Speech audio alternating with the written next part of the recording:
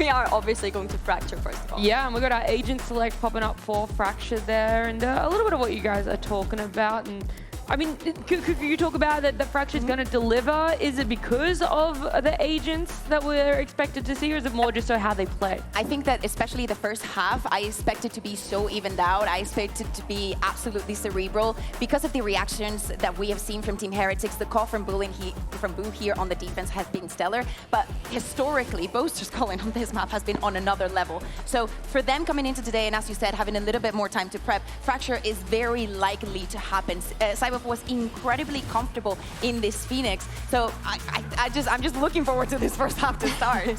Yeah, I agree. I think that when we're looking at Team Heretics starting on this defense here, look at how they're utilizing not only the Fade and the Raze to fight for that A main space, but then also when the buy rounds start to get into play, Koshmaris with the Operator as well, using that as a threat towards for Fnatic being able to take into that space. And it's important to mention that because we're singing the praises of Team Heretics yesterday, but Koshmaris was a little bit out of the picture. Yes, we were saying about Boo, about Benji, and about Wood. And then Koshmaris goes into a second spot, which is not been the usual case, and especially here on Fracture. We need to see him deliver from the very first moment. Yeah, well, almost identical compositions. Well, comps, yes, right, but agents, right? It's the duelists, right? Yes, that kind of the Raze and the Phoenix. And so whilst you have outlined that they are different, which one do you favor a little bit more? Which one's going to give you that slight advantage on Fracture? Ooh, I think the Raze, honestly. Yeah. Yeah, I think the Phoenix is good. Many kind of mentioned it yesterday, the way that in which Fnatic were prioritizing those orbs so that Sivov could constantly have his ultimate online to be able to take that space. Great in that aspect, but for me personally, I like the utility of the Raze. Okay, so the Raze maybe just giving a slight edge. We'll see, though, as we're heading on into Fracture, our first map with Mitch and Tom. Well, this matchup usually is a final, so it makes sense that today is the final opportunity for one of these teams to keep pressing forward, not to lock in a playoff spot, but to avoid being locked out. Yeah, no, they've missed out on their opportunity for a slightly quicker route, and now, unfortunately for me, a couple of the Brits are now going to have to eliminate each other. One of them will be sent home, and the other might just have to stay in Berlin because for once, they actually want to be going home. It's a bit of a weird scenario here, but yeah. It is an Irishman's dream, Tom. To see a game as good as this. That's what I'm talking about. Heretics and Fnatic facing off. And listen, last time we got to cast these boys, Tom, it was a fun cast. I had a good time, and I'm expecting no different here today. Yeah, although if Fnatic does well in the first two maps, the series ends. It will be done. So it's not a best of 5 this time, but we'll have to see. I think both teams coming in with their own strengths. I was definitely intrigued by what we get out of the map veto, where each side would go, whether Lotus would make it through, even though it's looked decent at times for Heretics. We know the level that Fnatic brings, and for Fracture, well, in the past, this would be a dream veto for Fnatic, but as of recently, this maps look very good for Heretics. That, though, not the best start. No, that's a player we're going to highlight throughout this series. Koshmaris has had an incredible uptick. You heard it in the interview with Benji earlier on as well, how quickly he adapted to the team. But to start out this map, he'll be put to bed. Deleted as the old guard of Team Heretics realize the B site is wide open, and they'll rotate into position, but not in time. Smoke's already down, and it looks like Heretics will be locked out into a post plant. Yeah, the Molly's going to hold them back. Won't be available for the post, but Fnatic clearly a little bit more wary about the retake. Beginning before, Sivov's aggression, though, immediately punished. He was meant to be this sort of distractor instead. Turning back to a 4v4. Benji's watching their back, waiting for Alpha to round that corner, and he's made steps now. They know right where he is. They'll just smoke off and move to the site where Boaster now stands alone, not even on the site, in fact. So a bit of a problem when it comes to that defuse, because they're tucked in the corner. They've planted for main, but failed to hold control. And as a result, Fnatic will lose the pistol round. The defuse puts Heretics 1-0 up. Yeah, great start from Rians as well. And I think we've spoken about this a lot in the recent few weeks, is that Rians has had some incredible games. The joke was that every time he plays against Foot, he just becomes a god. But we've been seeing it more and more. His individual confidence, that prime coming back. No, last. Nice! Guys, nice! And then a round where, realistically, you go a man down and you have to play a full retake in a pistol round. I'll be honest, I thought it would be a little bit more difficult than that. They made it look quite easy. It certainly should have been, yeah. I think Fnatic laid the foundations for a very strong round, but Rian's really lengthening the lists of teams that he's going to have those big performances up against. And that trip not caught. The Prowler went right past it. It's up a little bit higher. And if Crashy's left, that's information for free. And also less indication for them as to, you know, where that trip's going to be in the buy rounds. Tries to sneak his way past, won't make it, and all the while, it's a massacre in main. When Crashies eventually makes it here, they know all about him thanks to that trip, and it looks like just dotting the I's and crossing the T's here for Heretics. An almost flawless round. Alpha able to throw in a bit of a wrench into the works, but no love lost and no weapon lost really for Heretics as well. That pistol on Rienz who's rotating through. Alpha's going to need to do a little bit more if he wants to make this costly. Yeah. I think they want Rienz to get the kill. I think that's why, other than the risk of Alpha, he stopped fighting. Just because when he only has a pistol, but also Rienz is the closest in terms of orbs to actually getting his ultimate online. 30 for seconds Alpha, left. It's getting to the point where death might be the point of call. And well, I guess both players end up getting the orb that they wanted. They'll even retrieve the extra weaponry, but maybe not quite. Yeah, last second call to pick it up was quite fortunate, They lose or a the judge. Bulldog would go as well. Indeed, a judge and a pistol, I think, is all that's going to be lost. Certainly not the end of the world, nothing to cry about.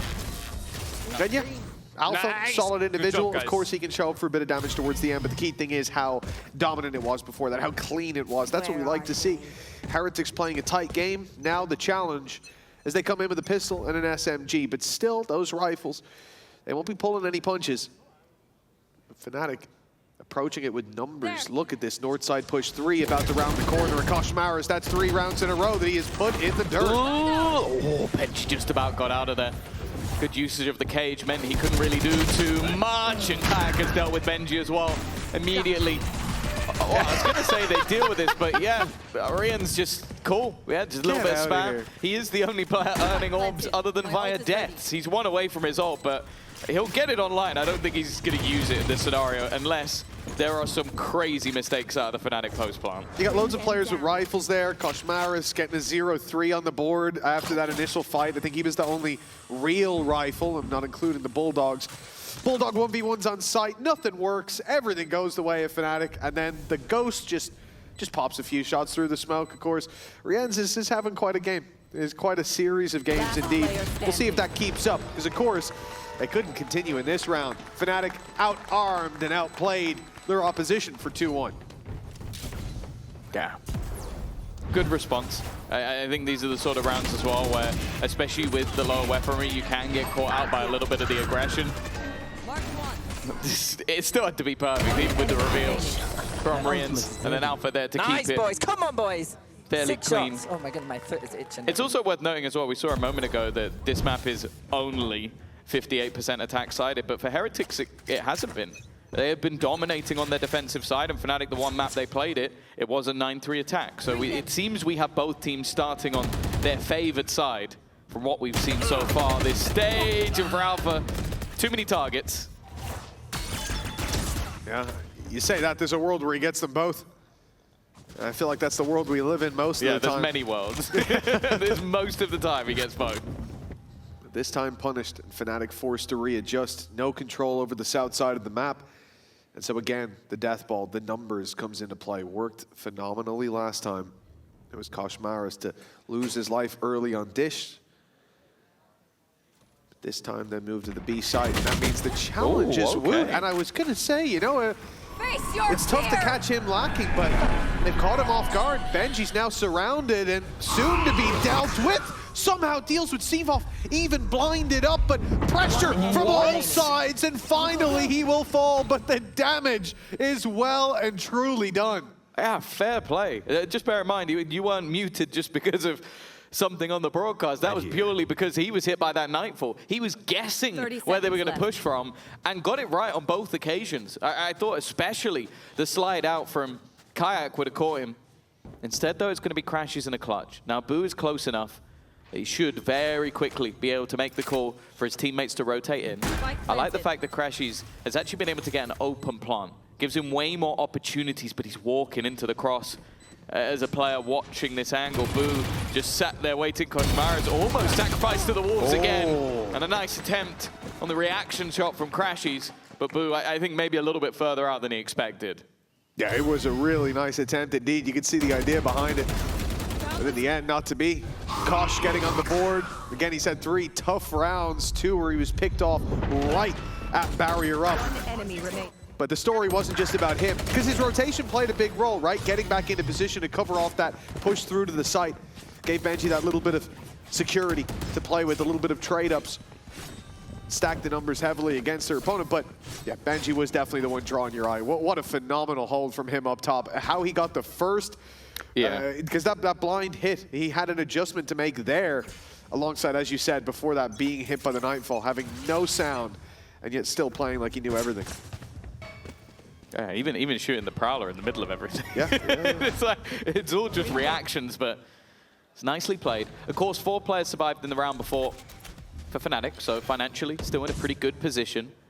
1 off getting the overdrive as well for Kayak. His role will just be to try and get the entry off the back of Sivov's ult. The first, though, relatively easy to clear. That Judge has got rid of 1, and actually, Boast has gone down just off the back of the nade. Yeah, it was the stun from Koshmaris as well. It just kept them in position. That's so nicely done. As you said, the last round from Benji, it was all reactions, and this was the same. There's no way that you can calm that quickly. Everybody's singing from the same hymn sheet. That's what you like to see. Fnatic, a man down, and no control.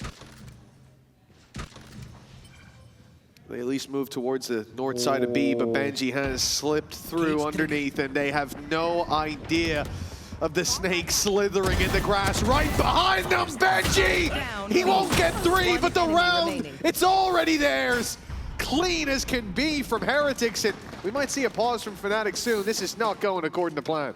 No, I think just seeing some of the individual reactions that are coming out from Heretics, like they get that early fight, they delay, they slow things down, but on the other side, it's not like players are just sitting there pretty. They take additional space, ready for that backstab. In fact, you can see him piece everything together the second they tap that orb. That's when Benji knows he's got them locked in. Rest of the players are already waiting on the site. And while for Heretics, again, like around the, when you go in with that run it back, you go in with the overdrive being picked up, you kind of expected it to go Fnatic's way, and they barely even made a dent. Hey, you think about Alpha in those first couple of rounds, putting up some big plays, even when the numbers were against him, and you think, okay, well, what happens when the rifles come out? Well, nothing much different, really. It's been solid from Team Heretics so far, and as you can see within VCT, the record, although swings to them in some of the smaller games, when it comes to the big ones, that Stage 1 Grand Final especially, it's Fnatic who come out on top. Yeah, it's a storied past, and it's a fun one as well, because obviously, I think you look at these 2 teams, 2025, other than obviously Kickoff, I don't think you can argue there was any better team in EMEA than Fnatic, making it to back-to-back international grand finals. And then for Heretics, 2024 the same. Like even playing with a stand-in, I think when they went to Shanghai and being able to make it to the final, always being that cursed second place team, but if you're second place worldwide, that probably means you're the best team in your region. Yeah, I think that's a unless maybe you're from guess. Pacific, and then sometimes that will mean that you're like top 3. Yeah. Well, a 4-1 scoreline for Heretics, and we've just had a pause from Fnatic. This is where they need the winds of change to blow in their favor. With 1:20 on the clock, it seems like some of that early fighting will be given up on a group towards B main, but Heretics having a similar idea. And it looked for a second like Rian's wanted to push up, and it's a good job he didn't. Wu just found out the hard way that Fnatic's coming. They have still got, well, I was going to say 3 players, but never mind. Sivov has woken up, and now it's going to have to be some risky plays from Boo and Rians, and, well, the risks did not pay off. It leaves Koshmaris left. Of course, he's going to be willing to throw this sniper in. Just an attempt to do as much damage as possible. Of course, this was a hefty investment from the side of Fnatic. If he can even take a couple away, that will hold value, but a huge round seemingly locked in from them already. I think a big part of this is that early game, acknowledging that Heretics have had so much control over the map early. You think about the round before when Benji was down below Fnatic rotated back from the A site, moved towards B main, and Benji managed to stab them in the back because they gave that space up so early. So this time Alpha is putting his utility across the map. Playing that north side to start, seeing if there's aggression, seeing if someone from Heretics gets curious, and when they don't, just group up and hit the site together. It's simple, but it's effective. Yeah, I think as well with like commonly A aggression in the early stages of the round, something Heretics like to do, be it on that south or north side. So just maybe thinking, okay, we haven't seen much of that towards B. That's a freer spot that we're not going to find immediate resistance, especially with the double duelist on the defense. You kind of have to be getting aggressive somewhere. I think it's also one where it's harder for the defense to fight. Like you might do the same towards the north side of B, but the south side of B, it's risky if there's a lot of players waiting there. You can see Alpha's going to break that trip towards A. And this is good information for Fnatic. They've heard the push up in A main. Now they go to A dish, break the trip there.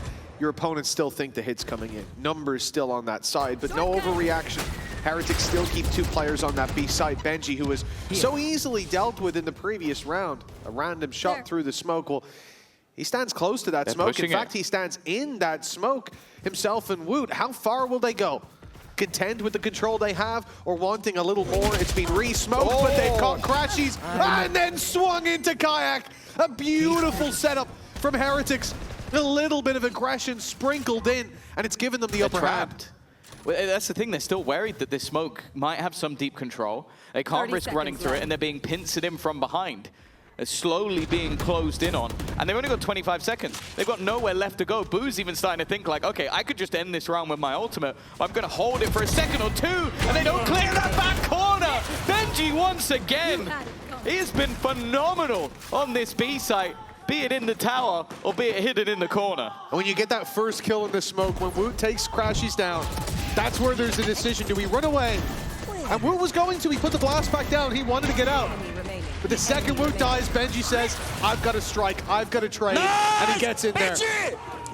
That's Benji's round, and it's Team Heretics with a 5th on the board. Fnatic, well, they've got 1 timeout left in this map, and it looks like they still need solutions. Yeah, that was brutal. It's a direct adaptation to their opponents in the last round as well. Literally shutting down the position they had success on. Again, a piece or 2 missing for Fnatic if they lose this round economically in the bin, and a chance for Heretics to run away with this one. And Benji once again sits within this B site. He has been difficult to clear. He's going to go through the volley as well. He's caught them off, but the shots don't land. Boaster and Crashies able to pull this into an advantage, and now a plant can be found as well. Heretics putting numbers on that south side, but now they split as well. Boo comes north. That's the orbital strike. I don't know the idea, the intention here, but with Nightfall, orbital strike, and indeed the finger gun's already out. It's going to be a lot thrown at Fnatic for now, though. Nothing hits. They're keeping that heaven control, and Kayak will not be pushed out of position on site there. It's looking like an impossible round now. That first wave, that burst of ultimates, finding nothing, it leaves them so far on the back foot that I'm surprised they're even still trying. Weapons being thrown away. They've got the credits, I suppose, but even then, Rienz is starting to second guess it, but doesn't get a choice. Yeah.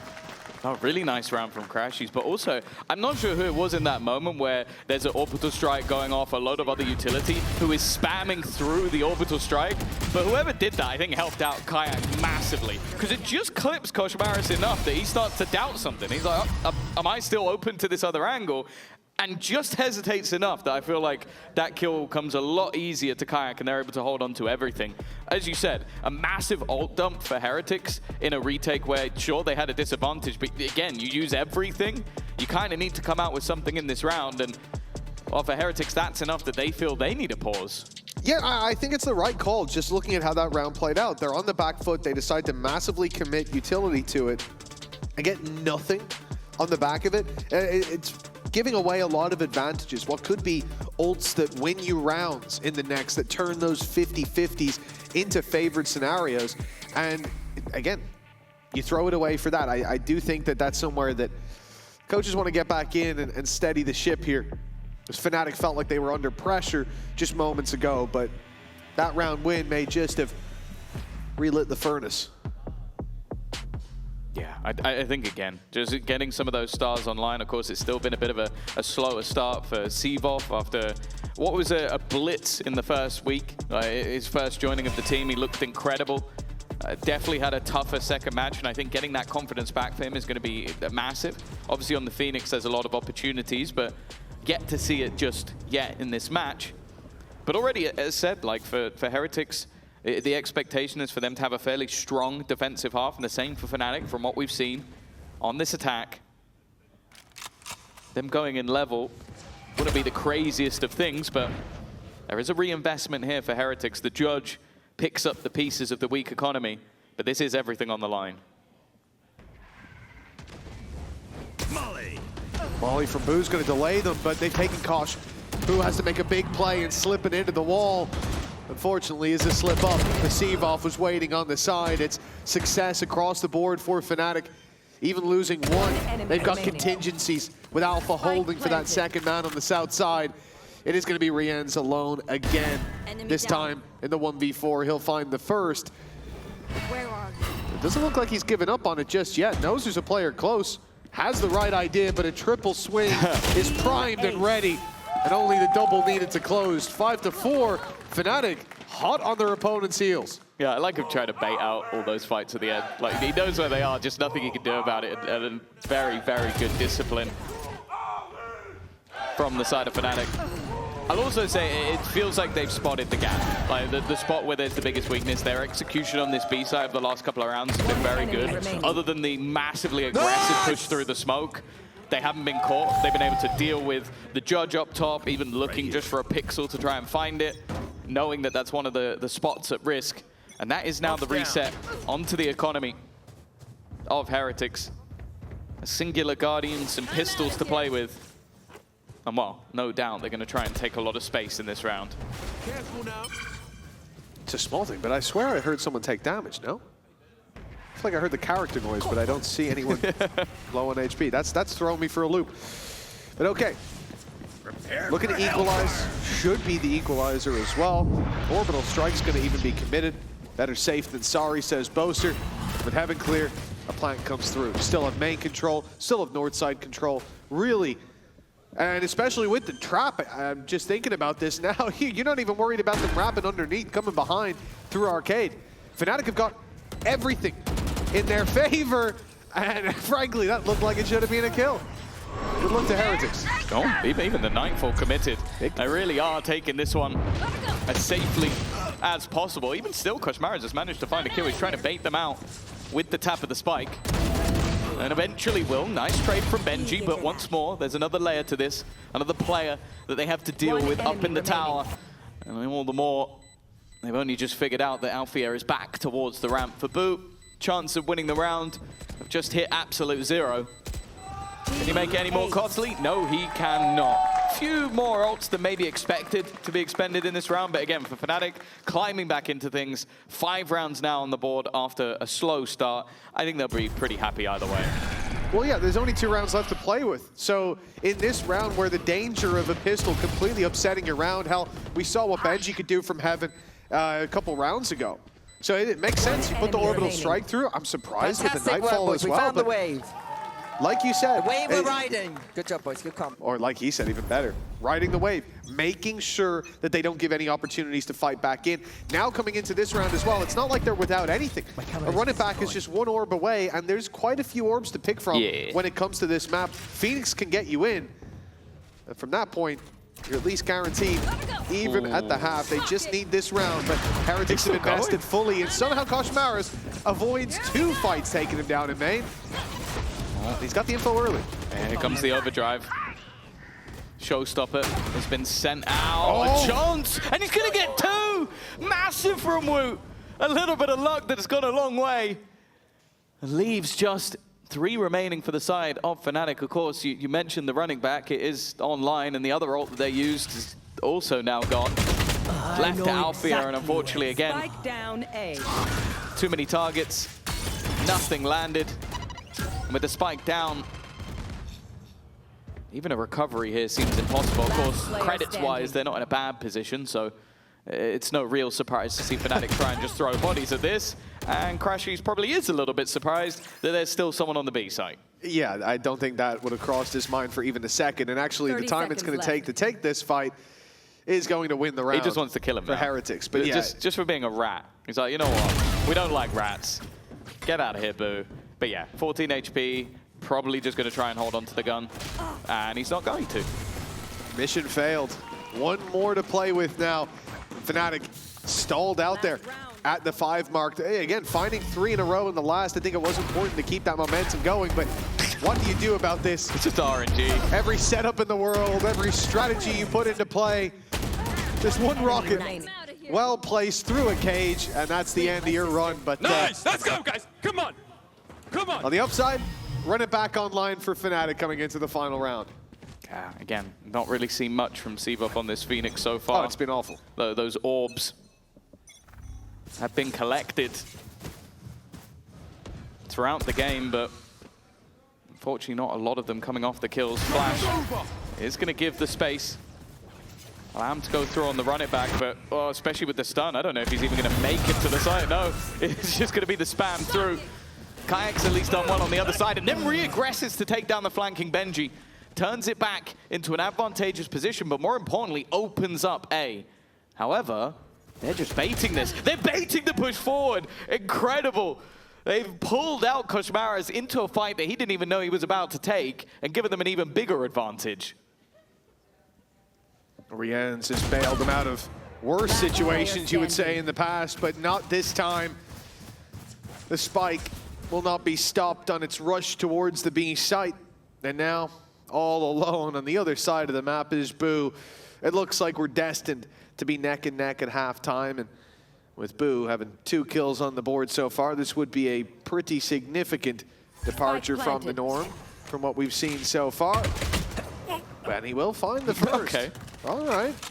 And look how quickly Fnatic they were all grouping up to push him to hunt him. He got that kill. They're like, okay, hold on.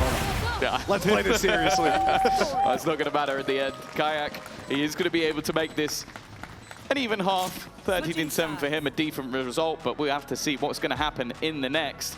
For the past weeks, we have been keeping up to date with the race to 3,000 kills between Alfia and Kankan. Ginny is standing by with the man himself for an update.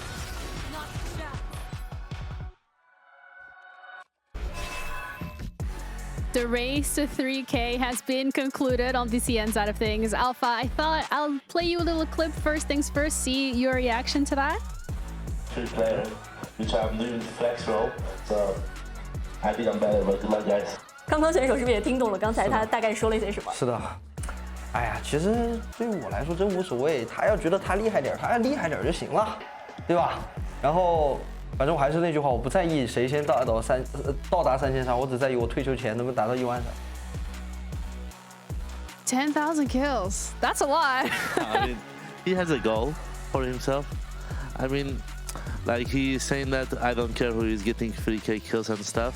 And he was trying to be humble a little bit. He was saying if he thinks he's better and stuff. But I mean, I don't think I'm better than him. I don't think he thinks he's better than me. I think it's just Valorant. Everyone is good in their role.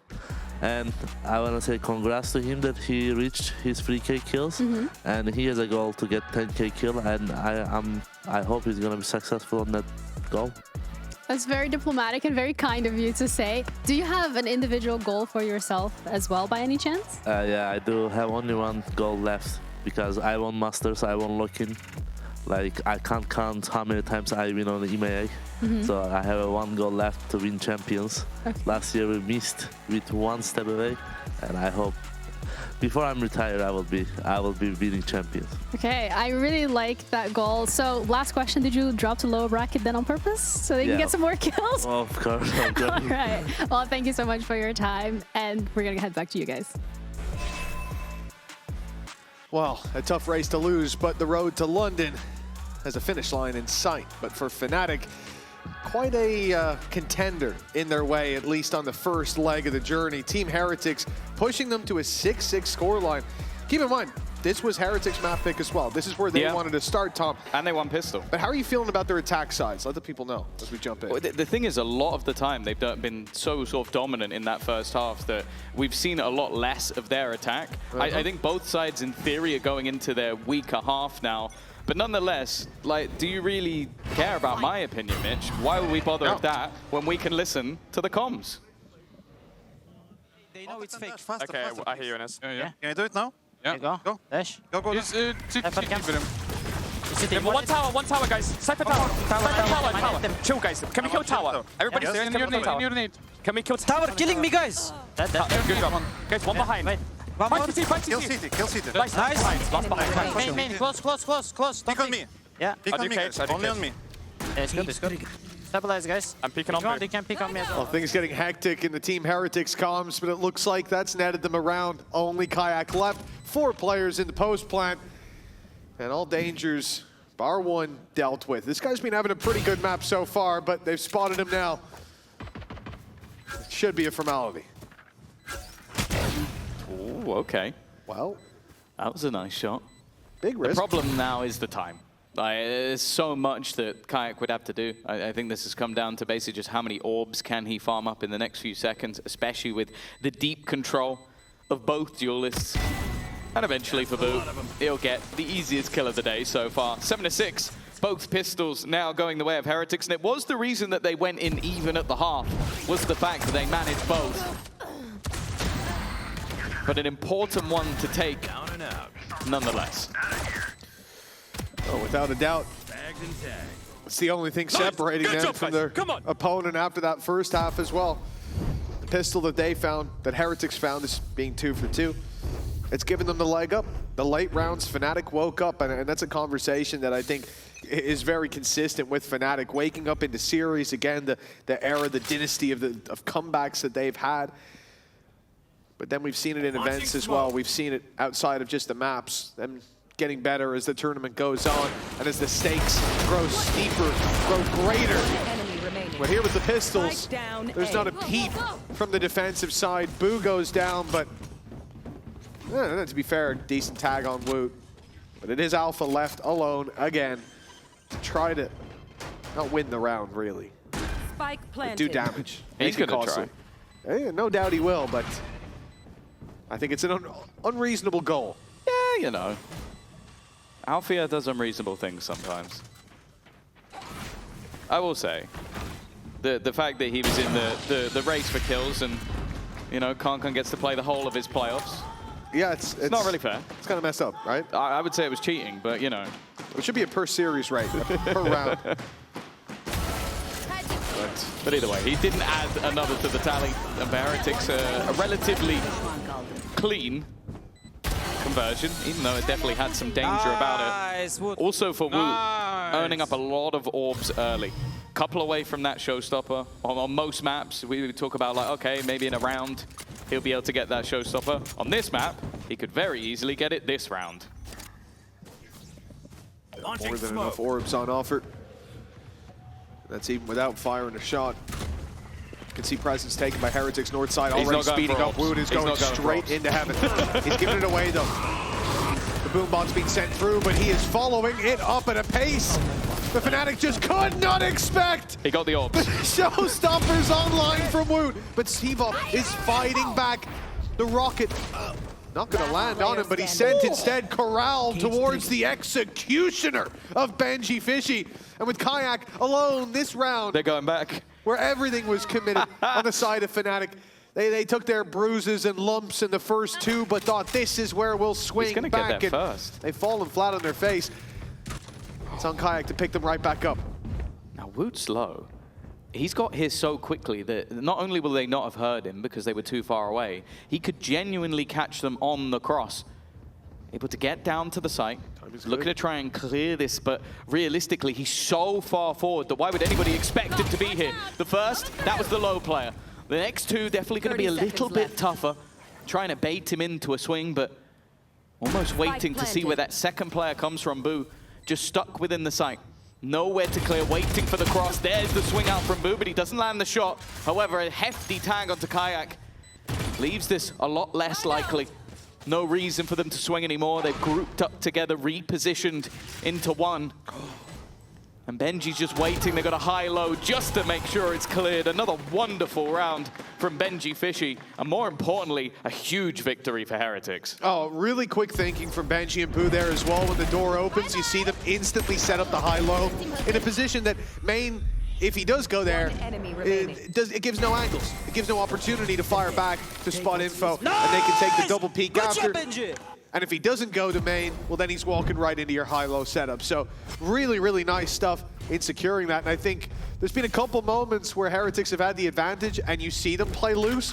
But once it gets serious, like goes from a 4v2 to a 3v2, or in this case to a 2v1, they're like, oh, tighten up the ship. Like they have that lock-in mode, which has been very good so far. Oh, the flash. Oh, they're looking the other way. The distraction, it pays off for one, and a stun.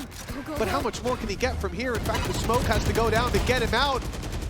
And they do manage to extract Kayak, so a man advantage persists. Yeah, Boast has already retrieved a gun as well.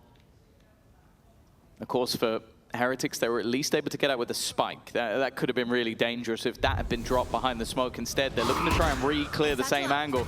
If anything, it's the same trap being set, and this time Kayak's on the other side. A shot through the smoke that clears out Boo. No other additional weaponry has been retrieved just yet, still leaving it with just the one. But that is the risk. That's why Heretics wanted to fight it.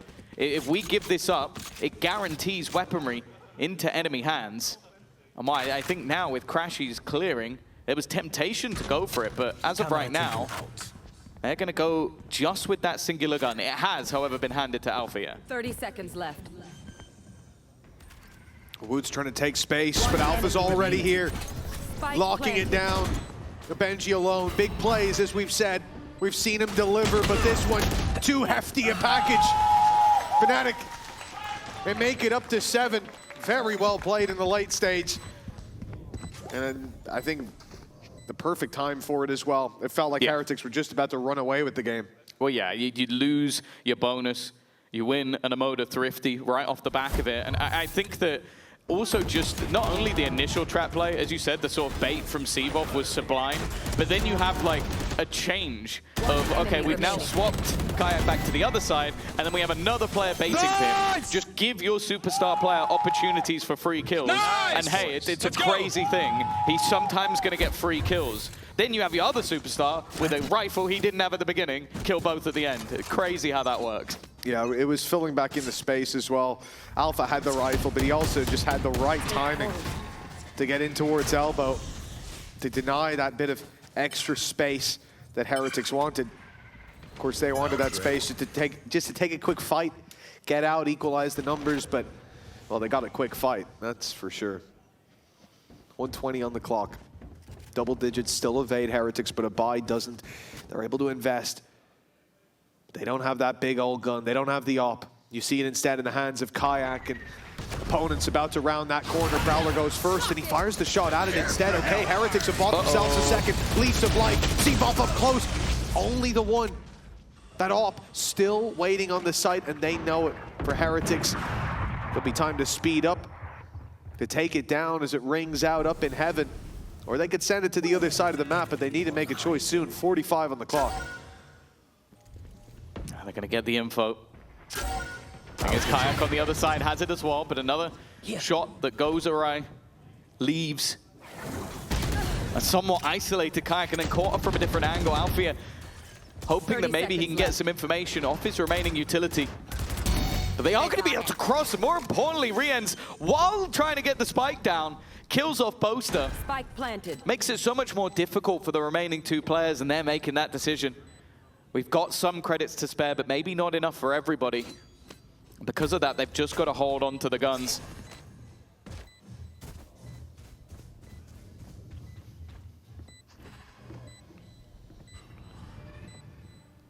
Well, it doesn't look like Heretics are going to be hunting them down, but happy to pick up an upgrade of an op. If it's even going to be carried through, I mean, there's a good chance he's just going to take the rifle, leave that op inside the spike drop, and I think that's exactly what's going to happen. Now, Heretics move north side, get out with weapons, okay, but double digits, that's the more important thing. Credits with 4 players alive, building up an op removed from Fnatic's clutches as well. A buy in the next possible, especially with Kayak's ultimate, but it does feel like we're getting close to the line in the sand. It's been a back and forth affair so far, but a trip at this hurdle for Fnatic will probably leave them in the dust. Yeah, and that's it. The time to take a pause is now. Like another 4-1 deficit, same as the last half. They were able to recover from that position, but we are seeing some sort of glaring issues. I think one of them, obviously, like you look at Sivov in comparison to the first week, no pressure versus BBL. They'd already qualified him first. It literally didn't matter what happened in that game. So other than pride and maybe doing some damage to BBL, then you go into the high-pressure game versus Vitality, and he definitely struggled. You could see the difference. Maybe you talk about different caliber of opponent or form, but right now, it's been troublesome. And don't get me wrong, the last round, he gets hit by an orbital strike, still gets one, gets out. That's not so much of an issue. The attack side, him having that Phoenix, having to run it back, and never really having too much impact with it, you're starting to see how Fnatic might be suffering a bit more with that stand-in, which is something that needs to be talked about. I think, obviously, with the first week, him doing so incredibly well, I think it's very easy to just look over the fact that they have a stand-in. Just go like, oh, well, if he does insane, then it's not a stand-in anymore. No, it is. There's still going to be gaps. There's still going to be issues that come through. And as of right now, I think also I would just do the comparison of Boaster's individual performance. I mean, when you have your team, you can focus more on you. When you have someone new, you have to focus on them. And you've seen his individual level also take a bit of a dip heading into the playoff stage. That's understandable. You have much more to do in the round-to-round, much more to draw your focus. Now, we've had the timeout from Fnatic. We've spoken about this. A marathon, not a sprint for sure, but it will turn into a quick burst of energy. If they lose out on this one final leg before the map closes in Heretic's favor. This has to be Fnatic's final stand. Big investment. As we said, the ult there for Kayak, they still get him a rifle, but they've lost the B site, forced into the retake early on. This seems like the plan, though. Like when you have the run it back, you have the overdrive, you got an ability to run in, get some information, maybe get a kill, have no risk behind it, then you can follow up and pace, and that's not bad already. A trade onto an ultimate puts them with a man advantage. Alfie is looking to try and get them the rest of the information, try and clear those players from the backline. That's exactly what they're doing. Get rid of Riens and leave it onto 2. No ultimate to play with. Boo just needs to swing this, and now they know exactly where Benji is. That is a beautiful retake. I think it worked out really well that Boaster didn't get his kill until towards the end of the round as well, because if he's the one picking up the opening, they get orbital strike right away, and I have almost no doubt that they would have put it into the round. But instead, they get out of there with orbital strike still intact, because he gets it in like a 4v1, or 5v1, pardon me. It was, of course, an end zone flawless. So from this point, Fnatic, we said that the pressure was on. This is a round they have to deliver in, and my God, they did. Playing the retake from the get-go, and it was all according to plan, leaving with still some ammunition locked and loaded. The magazines don't need a touch-up. Oh, this is going to be fast. Surely. All 5 players grouped up. Overdrive for Cosmaris. They've also got Nightfall. Even just look at Fnatic, though. They're not on the site. They've seen this coming. They knew that there's a good opportunity. They're going to send in an ult. They're going to get super pacey with it and go for that post plan. Fnatic very happy to try and play the retake, especially now. You mentioned the ults of the last round. Now they have that orbital strike. They can clear some of those angles. Heretics, though, their response, play in more aggressive positions. Yeah, stay out of those easy chokes. Like you expect that orbital strike to go towards heaven. So not being caught in the corner up there is key. And there it is, coming down just as expected. This is their moment now to push forward. Take the fight to Fnatic as they go to push in off their ults. And it's Benji fighting 2. The push up from Sivov is messy. He's got there in the end, but Benji's triple has kept it within the realms of possibility for Heretics. They've heard the steps. They know where Cosmaris is coming from, and Sivov had so much faith in Boaster. 5 HP, and he sticks to defuse. Yeah, normally you might consider doing that the other way around, so you can take a tag or 2, depending the angle he comes from, but no. You realize, okay, it doesn't matter if I die. It matters that we win the round. I really like this round entry from both sides. Like, obviously, maybe a whiff or two in the mix of it, but it's the adaptations they made. First, one team realizing that, okay, Nightfall into that overdrive is a really good aggressive combo. Let's avoid that. Let's let them get the post-plant set up with good ultimates. Then you had the Heretics adaptation of, we know where that orbital strike is going. Let's play aggressive ahead of it. And then just the group up towards the end from Fnatic was more than enough in those retakes. And that's what's been working for them. Look at the board right now. Well, you can't, but I can. It was 3 rounds that went off eliminations, 1 with the spike exploding in between, and then the rest for Fnatic have all been retakes. Yeah, the retakes have been looking very good, but you have to think back to those rounds where they have a run it back. They have a Nightfall. They have a orbital strike in play as well. Like, those ults are helping out a lot in those fights. And I do think that lock-in mode we talked about from Heretics, we're at that point with the scoreline where I don't think we'll see too much more loose play, but it's more on the Fnatic side. I need to see that in play now. I need to see the lock-in moment, because yeah, you did it with ults. Great. 2 retakes that you planned to be retakes, that you had the utility to run it down with, and that you won your fights in. That's fantastic. Can you do it now, when the playing field's a little bit more level? Still have a Neon ult, but... Yeah, and their opponents don't have guns. That's always, yeah. It does help out a little bit. You never know. Honestly, with Wu, you never really know. Same with Koshmaras. I think I've seen this guy get so many sliding Sheriff kills, which, by the way, don't know why that's a thing. And I don't think we can doubt Rian's with any weapon in his hand. Yeah, to be fair. Especially, I think the Turkish players have really been pushing forward the use of the Bandit. It's not that surprising when you have the best first bullet accuracy of anyone. Bring them down. A lot of information for Fnatic.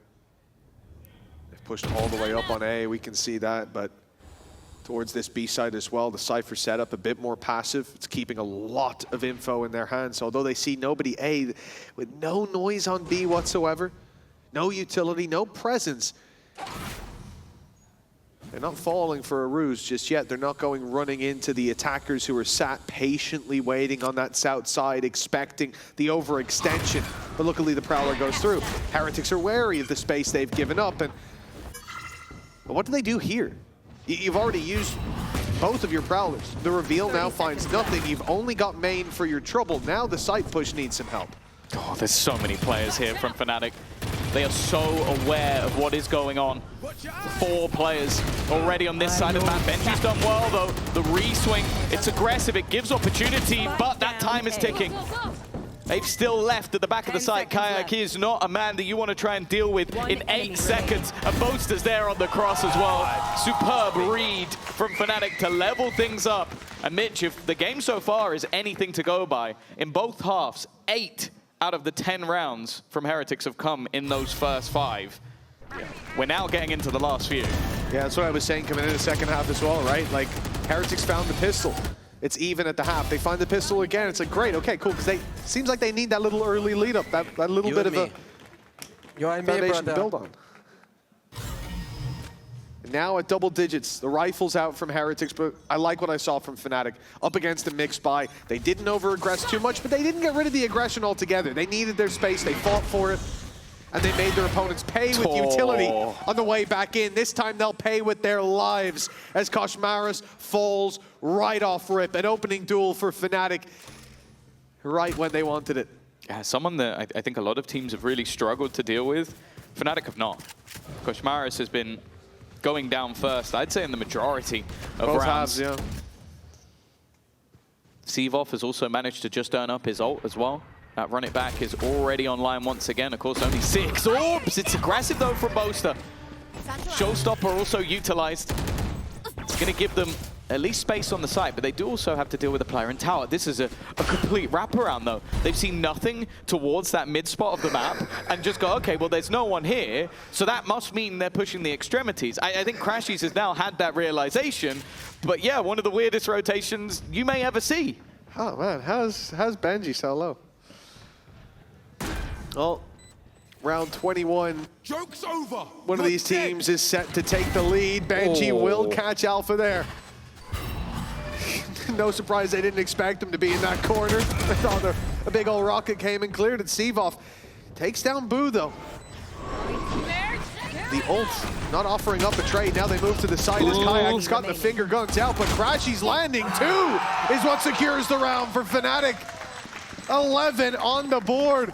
The team that needed an answer seems to have found one, with the lead being Fnatic's. Yeah, even though they kind of fell for what was a very good rotation from Heretics, like making the realization there's no one through the map.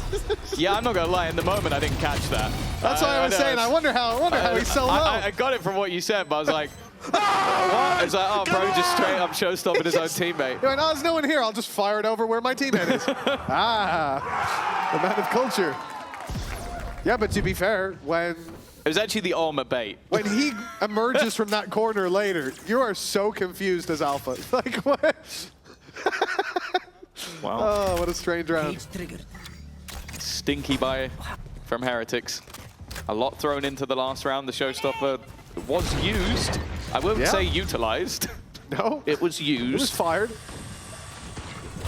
But now, they've been giving up this side a lot. And instead, Alpha is actually sat within it. Maybe a bit of a nasty surprise, but it seems to be something they're well aware of. Boost up well, the swing up to Alpha. There's wonderful trades, and it's not the prettiest final kill, but Seavoff will not care. Him starting to come online right towards the end of this map. And even with both pistols, and in one half at least, getting themselves the bonus round, Fnatic now sit on map point. That really shouldn't happen for Heretics. I always like when a player has that resurgence in the later stage of a game, because it means we can be honest about how cheeks the first half was. I mean, Seavoff looked garbage, and now he's online. He's taken out the trash, and that's exactly what we want to see. That was a big 3K from him under pressure, and that's not only going to be confidence for the next map, which is the pick of Fnatic, but him coming online, as you said, right in the nick of time at the final hour as the bell tolls. 2 rounds, 2 chances for Fnatic to lock in the lead coming out of their opponent's map pick, and it starts with success, but Boaster goes walking through a smoke, but so do Team Heretics, and they've been smoked by the players on the other side. Woot doesn't even fire a shot in the right direction before Seavoff himself puts him to bed. That is a Fnatic bounce back. What is going to be happening, and here it is, our agent select coming up. We get to talk about a little bit more of if we're seeing what exactly you want for success on the side of Heretics to push it to a game 3. Yeah, for the side of Kayak, he had an amazing map 1. I know that we were highlighting crashes, but it would have not been possible without Kayak bringing the performance that he promised us at the beginning of the day. But we have to look at Team Heretics. Elimination is on the line. Lotus is the map that they have played the most throughout this stage. We've talked about Benji Fish and how he's performing, especially with the Vice. He has to be the one stopping the aggression. Yeah, and let's not forget, Team Heretics obviously suffering a loss to Eternal Fire on this map. I think especially things that they probably needed to work on and come away from with that was the amount of times that they were trying to punish the lurk coming out from Echo, and he was just being able to pick up 2 of them. So yeah, hopefully they've been able to have a look at that and fix those kind of issues coming in today. Teased it before coming into this Kukuka. Seavoff still hovering that Viper, waiting to see if it is going to be locked in. Like, so far, he's been kind of like slotted in for the plans that Fnatic had originally had for Vecca. So it is going to be his first Viper. Now it's all about how much Fnatic has prepared this, because do not forget, they decided to go here, and it has been the ultimate comfort for them. That has been actually the key word for this first stage. So looking into this one, Fnatic should be pretty confident. Yeah, comfort instead of momentum, I feel like might be more of the conversation here, because I thought Heretics were going to have the momentum not only coming to the series, but going into the map number 2 with how they started off. And so now it all is, does Fnatic have everything? Do they have the comfort, and do they have the momentum? Yeah, I also think that the Viper is so characteristic of Fnatic, and the way of like them having them on this Lotus and how much it brings it. The ceiling is very, very high for Seavoff to match up to. Well, it's a big ceiling for Fnatic, a lot on the line for both of these teams. Heretics wanting to bounce back, make sure that they're still in the running, but this is elimination. Let's see how it wraps up, or if it is going to, with our casters Mitch and Tom. Well, a map 3 could be on the horizon, but for that to happen, Heretics have to make the bounce back here on Fnatic's map choice of Lotus. Now, that first map, and I think that raised the concerns, rightfully so, down on the desk. Heretics strong to start, but definitely not the same in the finish. No, and now they go into a map that, well, I would say for Fnatic has always been one where they are just incredible at a lot of those like mid-round scenarios. I think that has always been what's been super impressive for me, is that throughout different iterations of this roster, I think this is the best map for Boaster in his calling. I think he's so good on that attack side, but also they've been utterly dominant the 2 times they played this, even battering Eternal Fire, who then battered Heretics. So it's going to be a lot for Heretics to prove here, and they are picking up the pace immediately in towards that B site. Well, a confident start would definitely help out for the attacking side. And it looks like, even after finding B for free, they're not happy. They want more. And so, in towards Hobbit they go, where now a Shorty will be defending that doorway. Nice shot by Kayak. Swing back in, a little risky from Sevov, but now they'll just wait.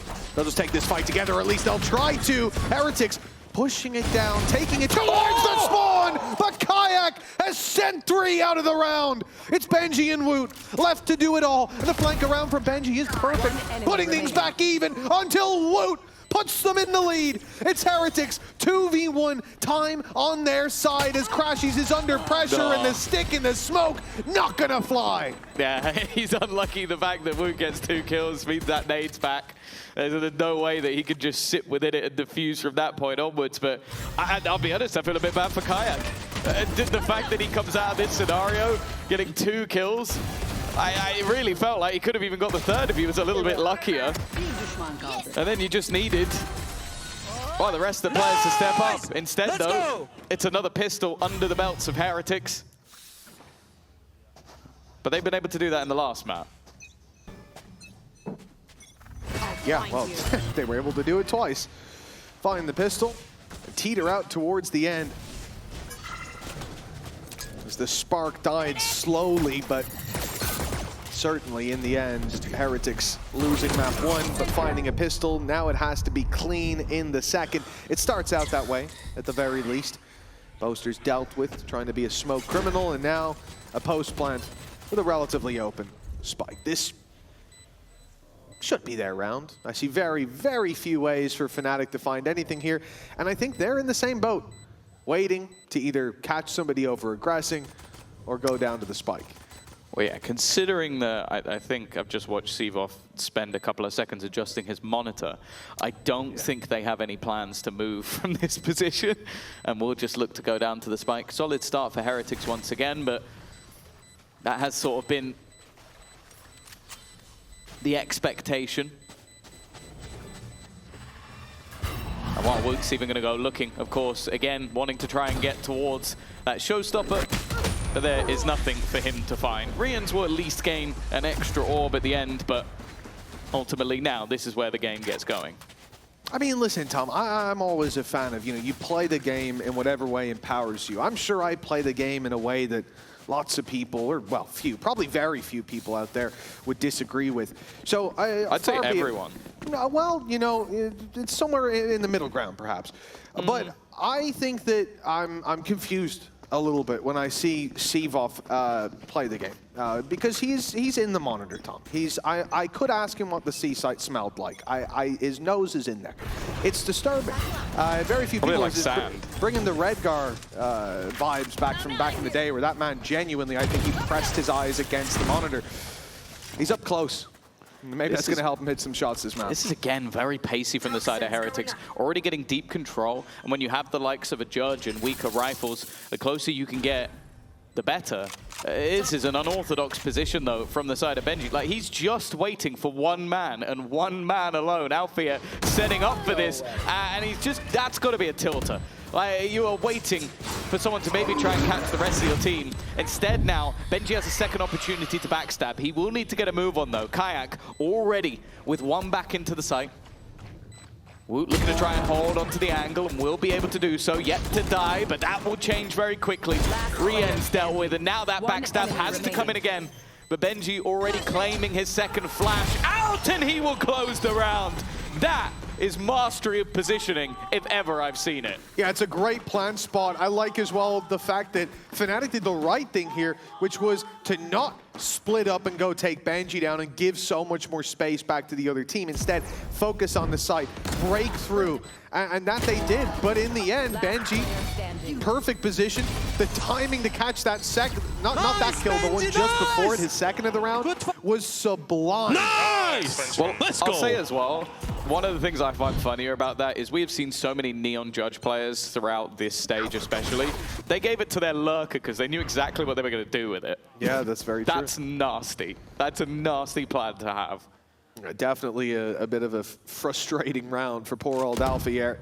This time his aggression is going to be kept to the C site where he's pushed up for some tight early control. There's also that Killjoy turret still just about online from where Alpha's standing right now, and that's key because the B site and C are defended, although they have sent Seavoth through just to be sure, to be safe, and to be wary of a split coming through. It's very likely Heretics, how many teams do we see break that door and go through to the B site?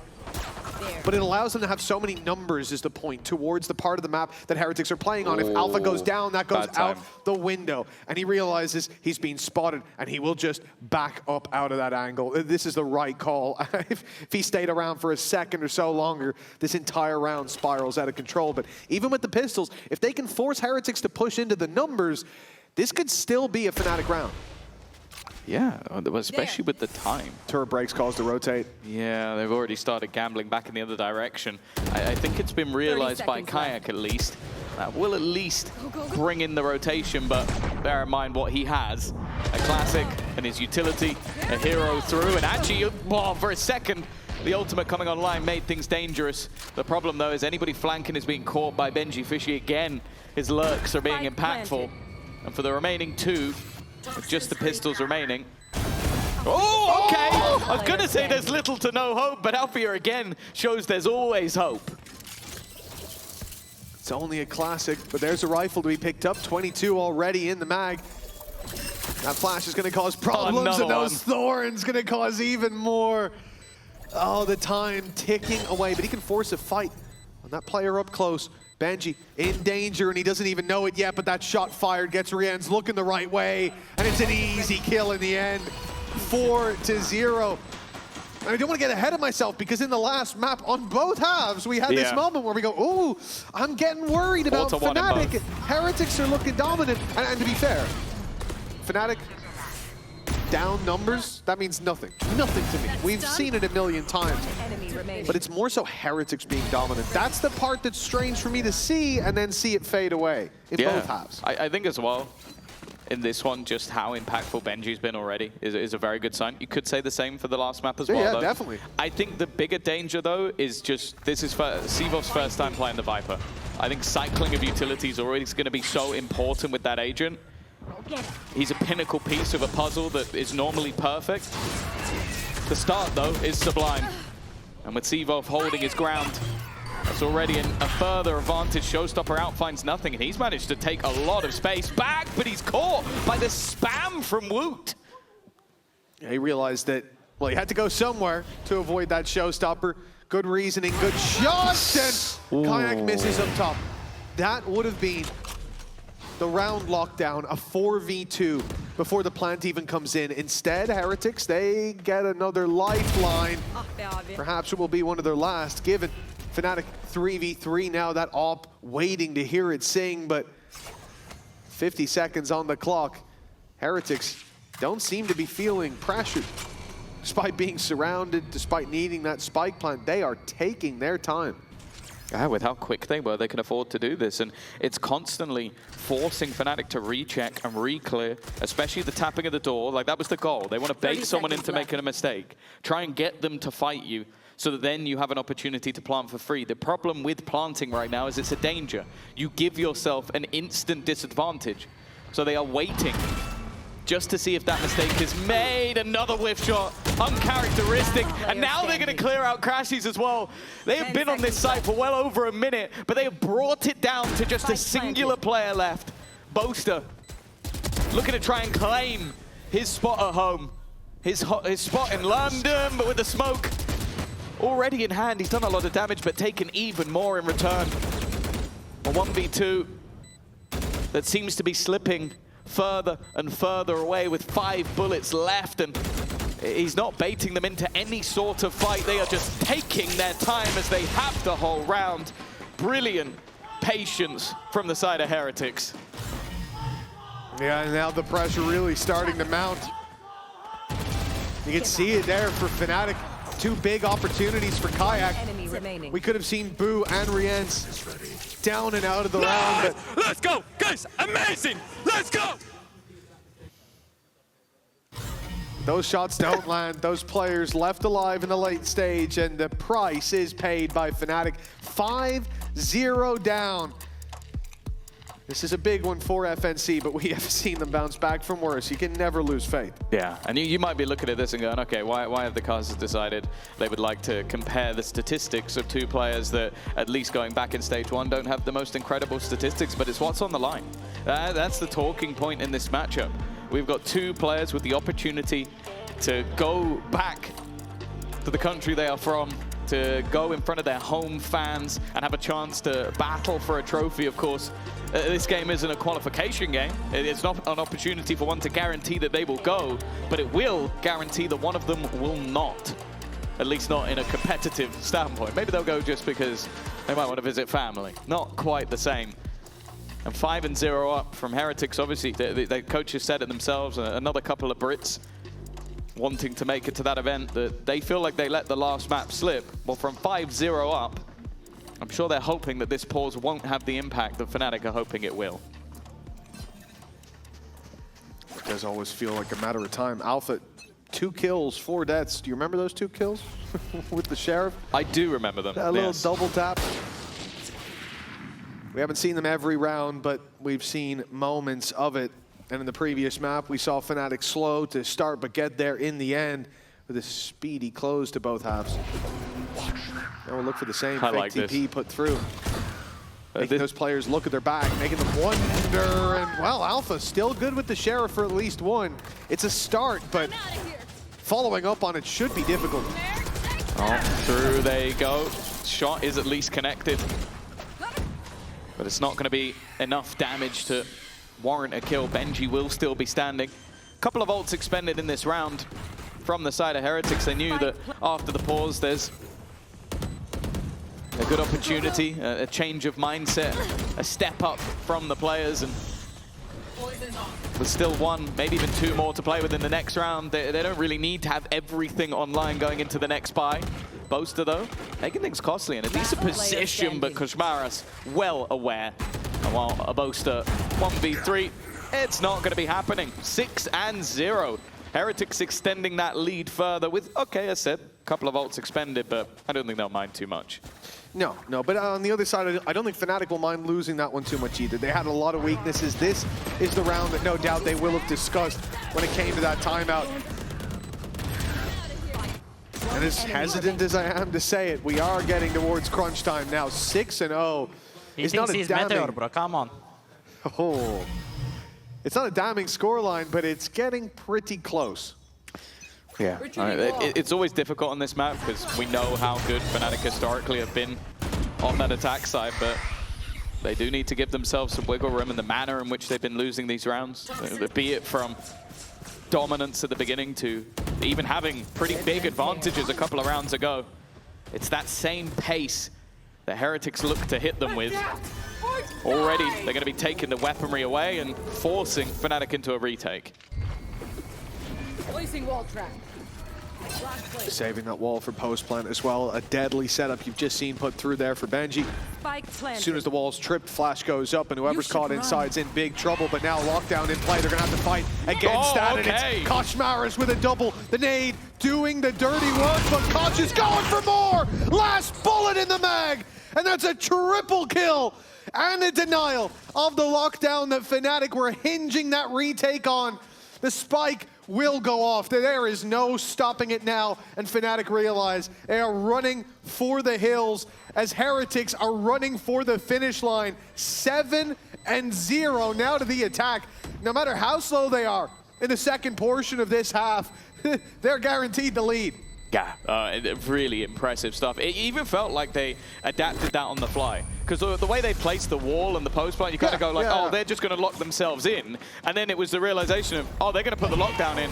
We need to get aggressive. And then just the utility that they used on the fly. Like, as you said, they saved util, but it wasn't just what was saved by Benji. I think it was Rien's had some util as well. Seize, stun, nade, all at the exact same time. I mean, I do think initially the plan there was to turtle, and then someone made the call, wait, they have lockdown. Wait, they're going to do it, probably do it here.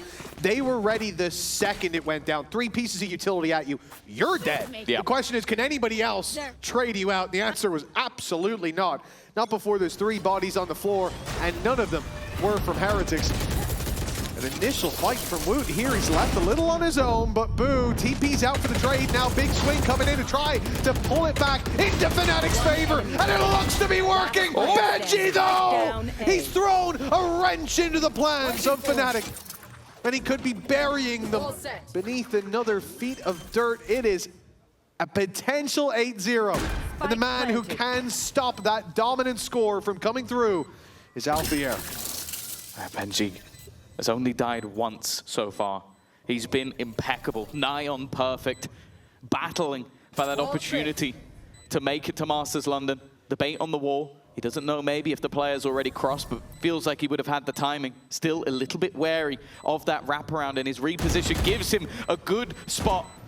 Alfier, though, knows that he's going to have to drop back down, maybe. No, he's gone so far, but he will land the shot in the end. It's a second death for Benji and a first round for Fnatic. Oh yeah, that felt like the last hand on the ledge for Fnatic, and Benji trying to stamp down on their fingers. That was a pinky finger. That was one little pinky finger clinging on. Thank God he doesn't bite us now, so he would have went flying. But Alfier's got a very strong pinky finger. Not the first time I've heard that, let me tell you. And thank God he does. Pulls himself right back up, and his team right back into things. A 7-1 deficit. It's not pretty, but this could have been a continuation of the dominance that we've seen in the last 7. Now, round 9, a bye up for both teams, but most importantly, Fnatic has so many ultis to work with. That Viper's Pit already on the right side of the map. As you can see, Heretics wasting no time. Yeah, they've been so good at just getting in incredibly fast, getting into those post plants. And as we saw earlier, their post plants are impressive, but in this case, they had no plan of planting. Kayak already bringing one back. Knows there's still a man on the plant, will go through the thorns, takes a lot of damage as he does, and it makes that kill all the more easy.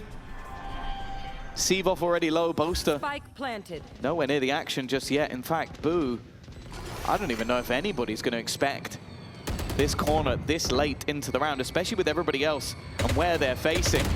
Boo's just looking to try and make sure he can protect his teammates who are a bit of an awkward corner. Bear in mind, Seavoff is so low, they'll fight him together, making sure there's no chance of him slipping the net. And for Boaster, unfortunately, the credits start to come calling again. They need to make sure they have a bye for the next round, so he needs to keep the gun. You win one, you come into this, and there's barely that much of a contest in so many of those fights. It's definitely not the look that we needed to see from this squad. Boaster getting a moment to chat with the boys and again steady that ship. But the deficit that they were already facing puts them in a position where Fnatic, they don't just need to win a round here or there, they need an answer, a solution. And so far, it has been out of reach. And even after they found that one, you hope that that would be it. A big clutch, a big 1v1.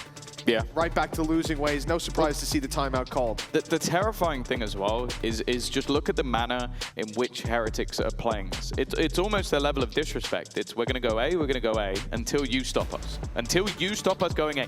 The round that Fnatic won, they put 4 people there and they were spamming with an Odin. They had everybody fighting together. You go, it was okay, a 1v1 in the end. You're gonna stack that hard to beat us. Well, now are you going to do that on C? No. Why would you? You're going to at least either split up or you're going to do the same again. So then they just run it down into the C site and go, well, you know what? You stacked us on A, so now we're going to destroy the other side of the map and see if you have the ability to hold on. And the answer was no. The sheer pace they're being hit at is just so difficult. Even with the orb was up, it wasn't like utility was late or anything. They just got wrecked on entry. That's the problem. Fixing that will be difficult. And with Team Heretics performing the way that they are, it doesn't look like there's going to be all too many shots pulled, punches pulled, I suppose, as we come into round number 10, the half. Almost over. Not much left to play for in half number 1 for Fnatic, but they are going to hope to gather together what crumbs they can. 8-4 half possible. It's deep aggression. It's a ruse. It's a lot of control over A main, and nothing for it. Seavoff though does well. His wall gives him the cover to back off. That is perfectly played. And now with an advantage, they can fall back to the retakes that have worked out so well. Yeah, he got the snake bite off in time. Left him with enough that even went through it. But from A to B, now trying the C plan from Heretics, but they've taken so much damage. Seavoff now in the right place again, his second kill of the round. A post plant will be there, but this is an advantage Fnatic surely can't lose. In a normal round, you'd say that, but this time, they cannot afford to let this one slip. They shouldn't lose it off the numbers alone. And they couldn't lose it if they want this map to be theirs. It's going to be Rian's seeing the first as the retake already underway. Numbers on site, spams coming through while others hold for the aggression. All their bases covered, and Fnatic hitting nothing but home runs. It will be an in-zone flawless for the second round on the board in Fnatic's favor. Yeah, I think even just the Nightfall, like I don't mind it going in, but I think it shows where we're at. Like, they had a two-man advantage, but it's like, we need this round. We need to make sure that at no point they have a chance. And I think with how much some of those players were tagged, that put them down to like 1 HP. Like, it was a spam through the wall. There you go, from Boaster. And then just Yellow Bullet needed to clear out Boom. A much better round from Fnatic, but most importantly, a much better round from Seavoff. He's not been playing bad so far, but just being able to deny that rush back towards the B site, and then also deny them doing the same on C, that's such an important round from him.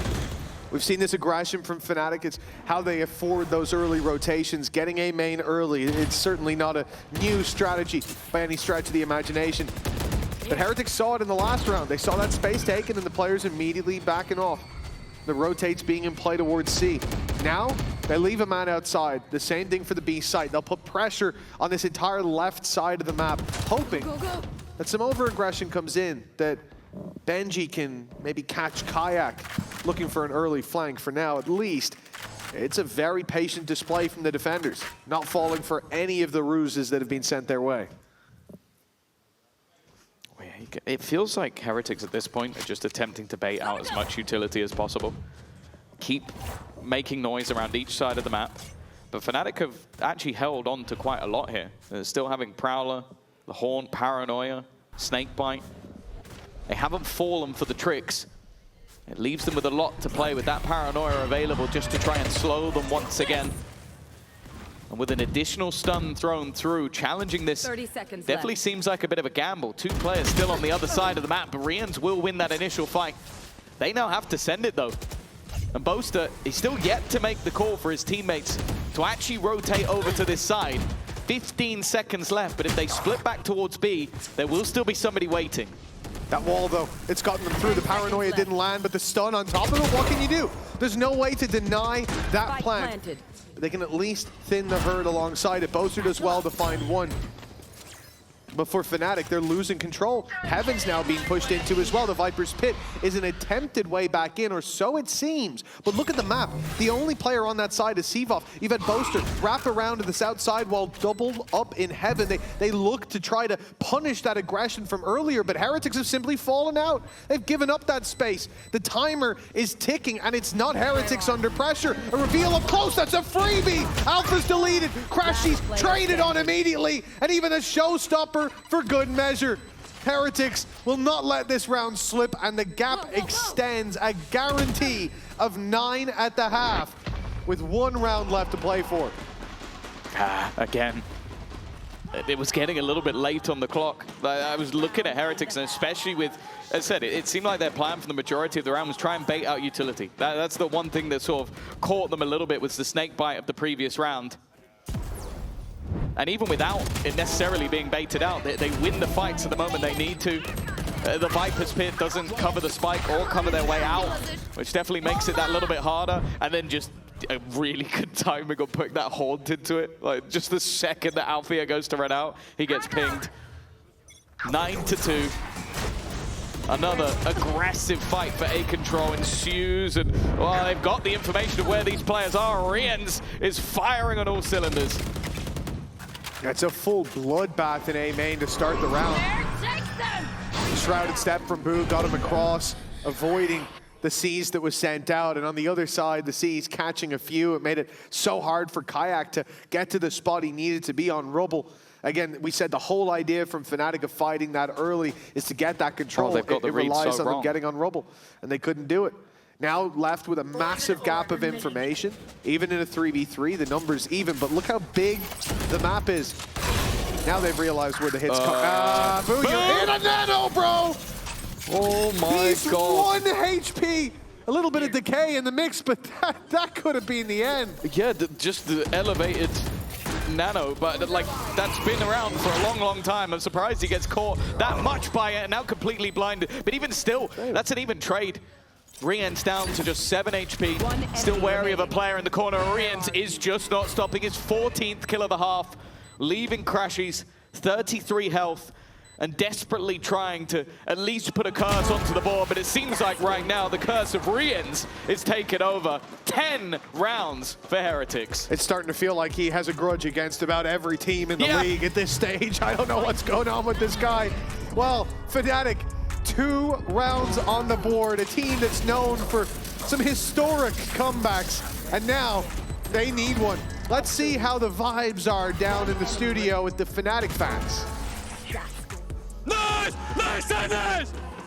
Let's go! Listen, we're gonna be sending it over. Hello. All right. It's not just a Fnatic fan. It is the Fnatic fan. It's a 9-3 half. No, 10-2. Ooh. Yeah. I was trying to make it a little. Yeah. You want to talk about it? No, I mean, I'm not really scared. We're used to it. You know, remember champs 1-11, so we can do everything. I believe in the boys. They always got it. Okay, so what do you think they got to do to actually close this one out? Because, I mean, they have the buffer, right? They won that first map, so they're kind of chilling, but so what are you expecting here? Honestly, whatever Boaster says, I know it works out. I know Milan is also talking to them, Desmond's talking to them. They will figure it out. I love how you have like such faith in Fnatic, because historically we know how great they are at keeping the hot monitors going. So how is yours doing today? I mean, I've been watching them forever. And just like, I've been to almost every match. I've missed like 2 or 3 in the arena here. I believe they've got it. That's some dedication, yo. Someone get him a signed jersey. Do you have one? No, not a signed jersey. All right, well, okay, someone get him a signed jersey, please. Thank you so much. I'm gonna let you sit down, and casters, we're gonna head back over to you guys. I've got one, signed by Scott. 10-2, Team Heretics. Didn't even get to do the chant. Yeah, what the hell? What he's known for. Well, we'll certainly hear it if they start coming back. It's been a tough time to be a Fnatic fan, but that's just called a game day. With 2 on the board, well, not a lot of faith in this half. Do you think that Ascent should be better, Tom? We'll have to wait and see. I'm still, you know, there's an attack side to come. You're never going to doubt Fnatic on those attacks. And you know what? Let's have a listen in to see how things are going. Are they still feeling they can do it? Rather see? Yeah, I drop my window. I guess Vice is on A. The fate probably be They're doing it. 2 more. 3. 3 in Hobbit. Yeah, 3 Hobbit and 1 A. I'm watching main. Yeah, I'm blinding him. 105 neon, 105 neon. 3, 4. Last player standing. Directly, I mean. Coming back. Now, Tom, I think it's safe to say that a pistol round might help Fnatic's current position, but Heretics have won every pistol so far, and for that reason, I'm going to predict Heretics to win the pistol. Okay, that's, yeah, great shout. Thank you. If you'd said that maybe like 30 seconds ago, that might have held some weight. Listen in. I mean, I was waiting to say it. Yeah. I'm more surprised, like, especially when we see in the replay, how Rians is not dead, because he was full blinded walking into the crosshairs of like multiple players and just somehow didn't die. I think it kind of shows how things are going. Rians seemingly... No. He's gonna get blown by the wall! That's what you get, Rians! That's what you get! That isn't so flawless. I'm sure he's going to be a little bit upset, but I think he'll cope. Yeah, the 11-2 scoreline might help. Look at it. He's just running around completely blind. Well, the box was his best friend there, and so was Benji, covering everyone that swung out. Bro, come here, I will knife you, bro. Why are you crossing the wall? Well, he had to do something. 11-2, and that really should be the final nail in the coffin. 12. Yeah. Within reach, and it's a force buy from Fnatic. They're putting all the credits into it. Lose this one, the game is gone. Although I think it might have been a while ago. That's a nasty set of spams from Benji. Mode, isn't it? And then Booz hit that. Okay. And that. Oh, you know what? This was a dangerous start, but they've already managed to bring it back. Put it away, mate. The Ares coming out for Koshmaris. Good Funnily start. enough, always seems to do quite a lot of damage. Is running out of bullets. But he'll get there in the end. It's a couple of players lost, and normally you'd talk about that as not bad eco round, but that wasn't an eco round. No, that was a force buy. Also, Benji had one of the whiffs of the century, so... Yeah, possibly the worst full magazine usage of a Bulldog I've ever seen, but it is a hard gun to use, let's put it that way. I really don't like the Bulldog. It just feels wrong. And I'm sure Benji agrees with me after that round. But yeah, this definitely looks like a comeback that might even be too big of an ask for even Fnatic. And I know that's a crazy thing to say. Oh my God. Well, we talked about Fnatic dominance. A 13-4 the last time, 13-2 the last time they played this. And now they are getting decimated. A complete turnaround from the previous. An attempted wrap. Timing is all they could really hope for, and they have none of it. The luck has all but dissipated. A third map. All but guaranteed. Unless Crashies can pull off a 1v4, and then they win a further 9 rounds in a row, and then they go to overtime. In case you didn't realize, I did not believe.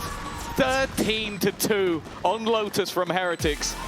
I don't think I've ever seen a map that could be more of a confidence builder for this squad. They have just decimated Fnatic on their home turf. And it's Alpha on the Vice.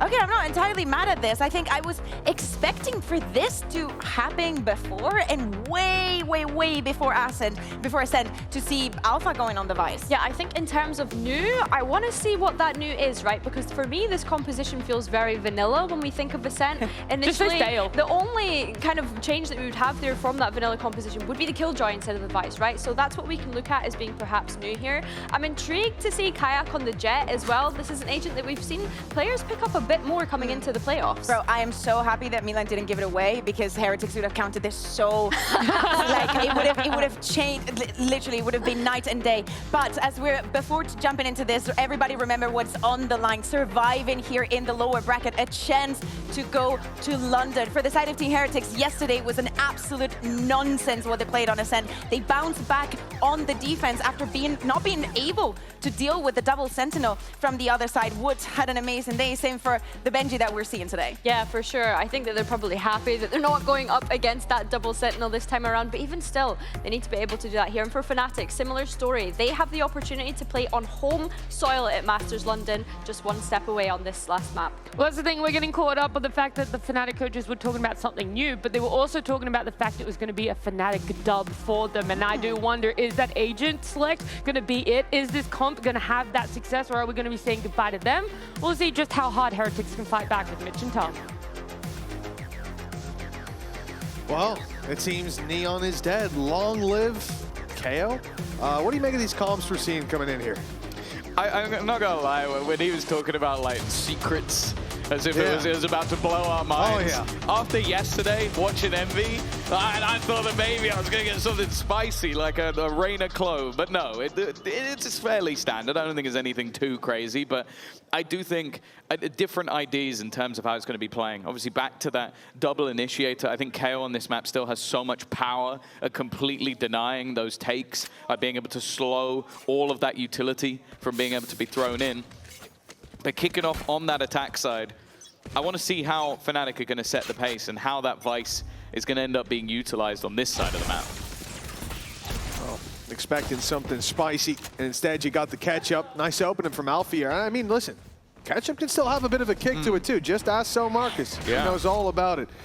Let's see if this flavor is what Fnatic needed. Rienz, he's thinking about going forward. Benji's alongside him, but they'll back off, at least for the time being, and it's a good thing too, because Boo is just being cut down to size. This split from Fnatic is, well, finding a lot of success in the back of Alfier. A triple for him in this before we finally see Kayak answer the call, and, well, Woot left to pick up the pieces.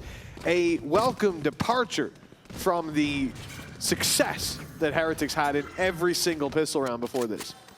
Yeah, and then also a chance to get 50% of the rounds that they got on the last map as well. So definitely a bit of a step up. There was no need. Hey, they blocked me on Twitter. It's cool, you know. That is true, I'm gonna throw some shots. They started the beef, so you know what, Tom? I stand with you. I might have cosmic cursed their whole team, but that's not the point.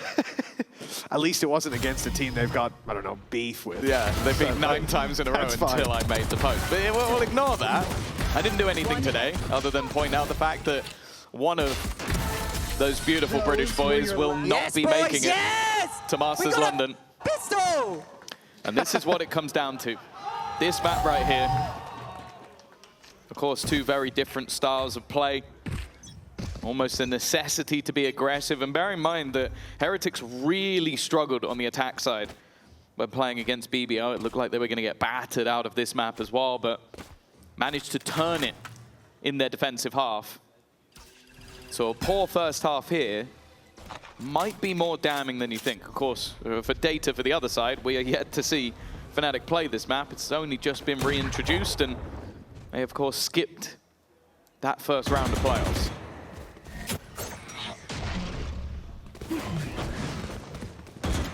All these rounds, often a formality as they should be, with the defenders posing next to no real threat. Of course, that's never really the thing you should be saying when there's a Neon with a shotgun, but now there isn't, so I feel pretty confident in saying that. Boo, all alone, Classic in hand, and a chance to do some damage, but looking at the buy of Fnatic, it's not going to be easy. You take 2 kills, you're probably only removing an SMG. You take 3, and you're so much better than them as a player, you're probably going to win the round. Almost impossible for him to get what he needs to out of this round. Why is he running that far away with the bookie? I'm guessing he's going all the way around to try and just catch them on the exits of B. Didn't want to make any sound as he did it. Wanted them to maybe get the full sense of security after clearing some of those positions. Unfortunately, it makes no difference because Alfie is now pushing in his direction and will close him out for the end zone flawless. A magnificent start from Alfie, so much so that he is 1 orb away from getting that Steel Garden. And that is one of the major benefits for the attack side on this map, is you are able to fight for those orbs and you are able to have a fair advantage in winning them. You're saying good start for Alpha, so much so, and I thought you were going to say that he has as many kills as the previous map. No, I'm not mean. I'm a nice guy. As good as our Classic. There you go, all right. All right, well, that's real beef being started now. You can say whatever you want, or like all those things we have to bleep, but you insult their Classic? That's crazy. Coming for the bottom line. I respect it. Oh, well, there goes that wall. That was a bit of an easy one to bait out. The Alpha might have to rethink his positioning there. Yeah, it has been a lights-out start from Alpha. 5 kills, I think 4 of them with the Ghost. And, well, like I said, 5 kills in the previous map. Confidence builder, much needed for a Fnatic that was slow to start. Found the finish on map 1, never started map 2. Finally finding their pistol round, they seek a 3rd. 3 in a row. My ultimate's ready. Managed to play with that steel guard. Definitely puts the pressure on here. Woot able to make it out just about, but he will be locked out of that site. All alone now, one man. And it's Benji fishing. He will find the first, and they are slow to look for trades. He's given a chance to catch his breath, ready himself, steel himself for the battle to come. And another found as a result. Benji, you put him in a corner, and he comes out swinging every time. Crashies alone. He spots one, lands the headshot. HP very low for both. It looked doable. In the end, Heretics find their round. I feel like it's a little bit unlucky not to come out with something a little bit more there. Boo so desperately low, and if a single bullet got spammed in. But these are kind of the moments you want to see from not only Benji Fishy, but also Wu. When he is just playing this Jet, it feels like just an absolute comfort pick. No! Let's go, guys. Good job. They use Faisal. And as he said, already managing to beat what was a bonus, but also had an ultimate invested. Even still, Fnatic are going to be able to comfortably buy. Of course, we know that Koshmaris is more than happy to pick up a Judge instead of having one of those rifles. But if Heretics are going to have another stellar defensive side, as they did when they played BBL, they can't afford to lose this round. I mean, unless I'm mistaken, Heretics have as many kills as Alpha does right now. It's a flash in the pan, or at least it can be chalked up to that, and the buy round coming in from Fnatic. It's tough because last round, obviously, they did commit an ult on that attacking side. A big one in the Steel Garden with the Vice ult gone. The success they found didn't come on the back of it necessarily. Judge up close for Koshmaris. Oh, and he gets caught by the flash. He ate it. Getting out of there is tough, but he makes it. Yeah. They're very slow to follow up, and look at that damage on the spam! Oh! Koshmaris in for the double with the Judge! And that, unrecoverable. With Alpha spotted here, that was the one saving grace. A man slipping past, but no, 30 not flying under the radar, but too low to the ground, 2-1. Well, we're about to see things equalized. Yeah, that almost feels like the curse of just not punishing Koshmaris. Just allowing him to live that little bit extra longer, and he's able to get back out, reutilize what is the value of those Neon abilities, that slide back into position. I wonder what happened on short. Like, either the KO flash blinded the whole team, or everyone's trolling. I think the flash must have blinded everyone. Kayak double smoked himself, so I assume he was still blind and just panic smoked. And nobody followed up onto Koshmaris. I mean, that short fight is a real head scratcher, and that is where they lost the round. So I think that's somewhere that we'll certainly see them try to fix whatever happened, and my assumption is it was the flash. They get hit by the paranoia. Flash through, and he's already gone. Okay, that was it. That was enough. Oh, that's disgusting, though. Seavov, because I saw Koshmaris low, but I was just like, I don't know how he's not ended up dying there, but yeah. The power of the Judge. 2-2. The 2 guns saved as well for Fnatic, is all they have for this round. The rest on classics. Kayak has invested at least a little bit into some light shields, just to make sure that if they do drop a gun, or maybe if he can get an orb or two. This time the wall is placed a little bit shallower, so evidently that was a mistake. Yeah, I'm not sure we needed to see a second wall to figure that one out, Tom. It's good to know. It's good to know. He's made the adaptation. Well, he had a battle. 3 players pushed up, saw the wall, backed out. No longer wanting that smoke. It's a good thing, too. They found themselves still in main. The firing squad wouldn't be there to welcome the pistols in. Now 2 rifles still in play for Fnatic. A chance for damage, but the main thing about this round will be exactly that. It's not victory. Take a look at the credits for Heretics. They are getting a little bit out of control. They are stacked pretty high. And this is the point where, you know, if you can find a few kills, great. But then you think about it on the other side. Look at the credits for Fnatic. They're decent on the top half of the board, but 2 players could use a weapon. And you got 2 weapons. So choice to be made. And, well, it seems like the choice is simply to carry these forward to the next. I do like the way that we're seeing Heretics actually play B, 10 though. seconds left. A lot of it is you get aggressive B main control. You deny anybody swinging into it without at least throwing some utility, like a pop flash, paranoia. You know that someone's going to have to re-clear it. And then you give that space up and you go back to fight mid because you know that's the other angle they're going to try and claim. It's something they're doing consistently. It's like, okay, we battle this together, then we move and battle this together. And it means that for the player that swings in, it's very difficult to find which angle you need to be holding because there's normally multiple players. And they've been able to win that fight in the majority of rounds, at worst at a trade. And while already, after 3 rounds in a row, 3 investments, I'm now going to see that pause coming out from Fnatic. And I will say their pauses, not so much in the last map, but in map number 1, were massively impactful. They were able to get quite a lot done with them. So I think on a map that, well, in theory should be level, but we don't really know where it lands. And after the last map, I feel like I don't know anything about these two teams. Yeah, exactly. The first map was something you could at least make sense of, right? Like, the Fnatic heating up towards the end of a half is a story that we've told many times. We've seen unfold many times. But when it comes to Lotus, I just don't know what I was witnessing. It felt like completely different teams down on that stage. And we have seen that a lot, this stage especially, where it feels like map to map, we get completely different faces. And I do wonder, we saw earlier the stat Captain Cal had for us that Fnatic, although historically they never planted, or their average was never to plant within the minute mark, now it's dropped down, it was what, 54 seconds? I think it's dropped by 10 seconds, their average before. And if Fnatic, the team that we know as the slowest team in the world, the guys that see 10 seconds left and think, oh, we should leave spawn, I suppose. For them to be up in the pace, I think it does show this big pull from the meta to be faster. Fnatic adapting to that challenge has been fun to see. Getting a bit more flair out of them, a bit less defaulty play.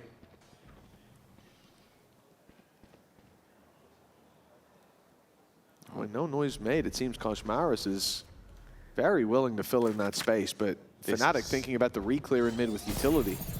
That's perfect. Oh, the flash is good, but there's nobody to react off it. He's going to try and use his wall to escape, but he waits a little bit. Nice. He knows they're going to spam back towards mid. Smart stuff, an attempted pot shot through the smoke, but that's already Alfia down. That means that you've lost your B main control. It means you've lost your lurk. And in theory, it means that Fnatic now need to firstly re-clear all of the angles they could have potentially lost, but also just group up and try and hit somewhere together, because eventually you're going to lose more and more control. And it's as Fnatic go to explore other parts of the map, you know, and realizing that they're losing that fight in B main again and again, that the space is being taken by Heretics, that they're going back to fight mid. But this time, Cypher's there, Cam in main. That's the extent of the plan from Heretics. They were looking for fights on A. Left. They were looking for fights on mid, and Fnatic unwittingly just played into the 30 hand. seconds. They're only just making their move towards that mid position. All of the Cypher utility still there. Bose has been spotted on the other side of the map. It does kind of sell at least a little bit of a ruse, but now he's been executed, and they were starting to run back. They were starting to go towards where Boaster is, and they just had to give this up. This is the old Fnatic. You talked about the time just moments ago, like, oh, they're going much quicker getting in for plants. No, they have run out of time off of just being caught early and then almost scurrying around to try and fix everything. That timing is surreal. So it's like I knew that was coming. Hey, don't talk about curses, you'll get blocked as well. But it is interesting here, and I think Heretics did a great job by setting this expectation of how they were going to play. Then they decided to send a single player to the B site to play Turtle with the camera for early, I mean, I say early information. I mean, I'm talking about here in Maine, it's hardly early. But some information ahead of the first peak, and then traps waiting on the site. Fnatic are playing, saying, sure, you guys take B main, we'll take the space you're not fighting for. And they find out the hard way that this round they were fighting for it. Didn't last very long. This time the cam is gone within the first 10 seconds. A faster pace. Looking to be picked up. Boaster just trying to sell a bit of a ruse on the other side of the map, of course. I can't hesitate to say the importance of this map for either side. The loser is out. For Benji, for Boaster. The chance to play a Masters London, other than in a show match, is gone. And already, they're going to start that execution. Oh, those shots through the smoke. He knew Woot was going to walk in off the Cloudburst, but that damage done, that could come back to haunt Woot now as the round ticks on. 3 players have made it to the site, though. Fnatic have to make a choice. They heard the tunnel smokes go up that allow those players to retake back through, but going back is no longer an option. The AWP has been seen now, and Fnatic are the ones boxed in, surrounded by the defensive side, with no retreat. 30 seconds left. But seemingly no will to press forward, barely any utility. A reveal back online now. A nade from Seavoth, but it's about the best that they can hope for on the other side. Paranoia sent through, a problem as time keeps ticking. 14 seconds left. Where is the fast Fnatic we spoke about? They're down to the very last tick of the clock, and they will fall before the timer hits 0. 5 now for Team Heretics, and the question is, with what we're seeing in these last 2 rounds, have Fnatic lost their way? Yeah, that looked messy. I think especially that the moment that was damning was this. They had known there was a player behind. He literally went, baited the wall out, and then fell back. Unless you thought he'd completely given up all control and just left, which, why would he do that? Then that's just Alfia walking to his doom. And then the rest of the players on the Heretics know they're still there. They know they're all still locked into that position because they can't have pushed anywhere else. They made that so easy for Team Heretics. And for Fnatic, we are really starting to get towards panic stations. This is a team that, okay, we give them the kickoff curse. Every year we go kickoff, maybe you don't make it. But 2 in a row, them not making an international event, them not making their home event, that would be a shock. A shock to the system delivered. Seavoth down and out. Kayak could be in the same boat. The blades refreshed, but it's Koshmaris quicker on the trigger. It's the finger guns firing on all cylinders. He's going out for his 5th and final 6-2 with an ace from Koshmaris. What a time to pull out an ace. You've just trapped them, shut them down, as if it wasn't bad enough. You come in as a man who only joined midway through this stage. At the time, it almost seemed like panic stations.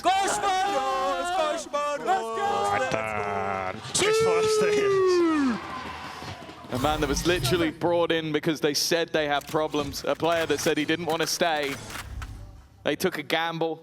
Week 1, it looked rough, and now he's acing Fnatic to give them a 6-2 lead in a map that would eliminate the EMEA #1. Hey, maybe Neon's not dead. Not in the hands of Koshmaris, that's for sure. It looks very much alive. It does. Even with the nerfs coming, we'll see the kind of impact that it has in all seriousness. That agent is a nightmare. And Fnatic decided to come in today not arming themselves with it. Perhaps they will live to regret it. This, I would say, Ascent comp of old, but you have Vice in there as well. But it is an El Clasico feel to it. Trying to bring us back to the old days when Fnatic still sat on a throne, when they were the undisputed, the EMEA team. That has changed. Heretics held that mantle more recently than Fnatic did, and now a chance to stomp them out. They've done it on big stages. The business looked dominant up until now. The tide seemed to turn as Woot falls with 1. It's Benji and Kosh. But remember, Kosh aced the last one. It's funny, but it would have actually died to that trip. Had to make sure he shot it. Spike planted. They need to clear Alfia.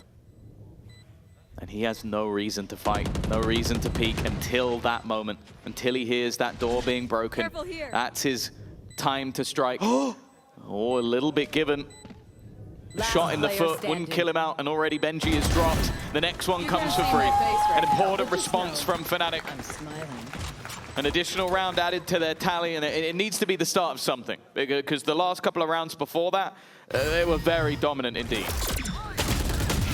Yeah, that's the thing. We've seen this a few times where like 1 round is found, a couple of good kills, couple ultis, whatever it is, and then we go right back to winning ways for Heretics. You can't see my face. That can't be the case here. And let's go, boys. Run by run. Go 6-6, guys.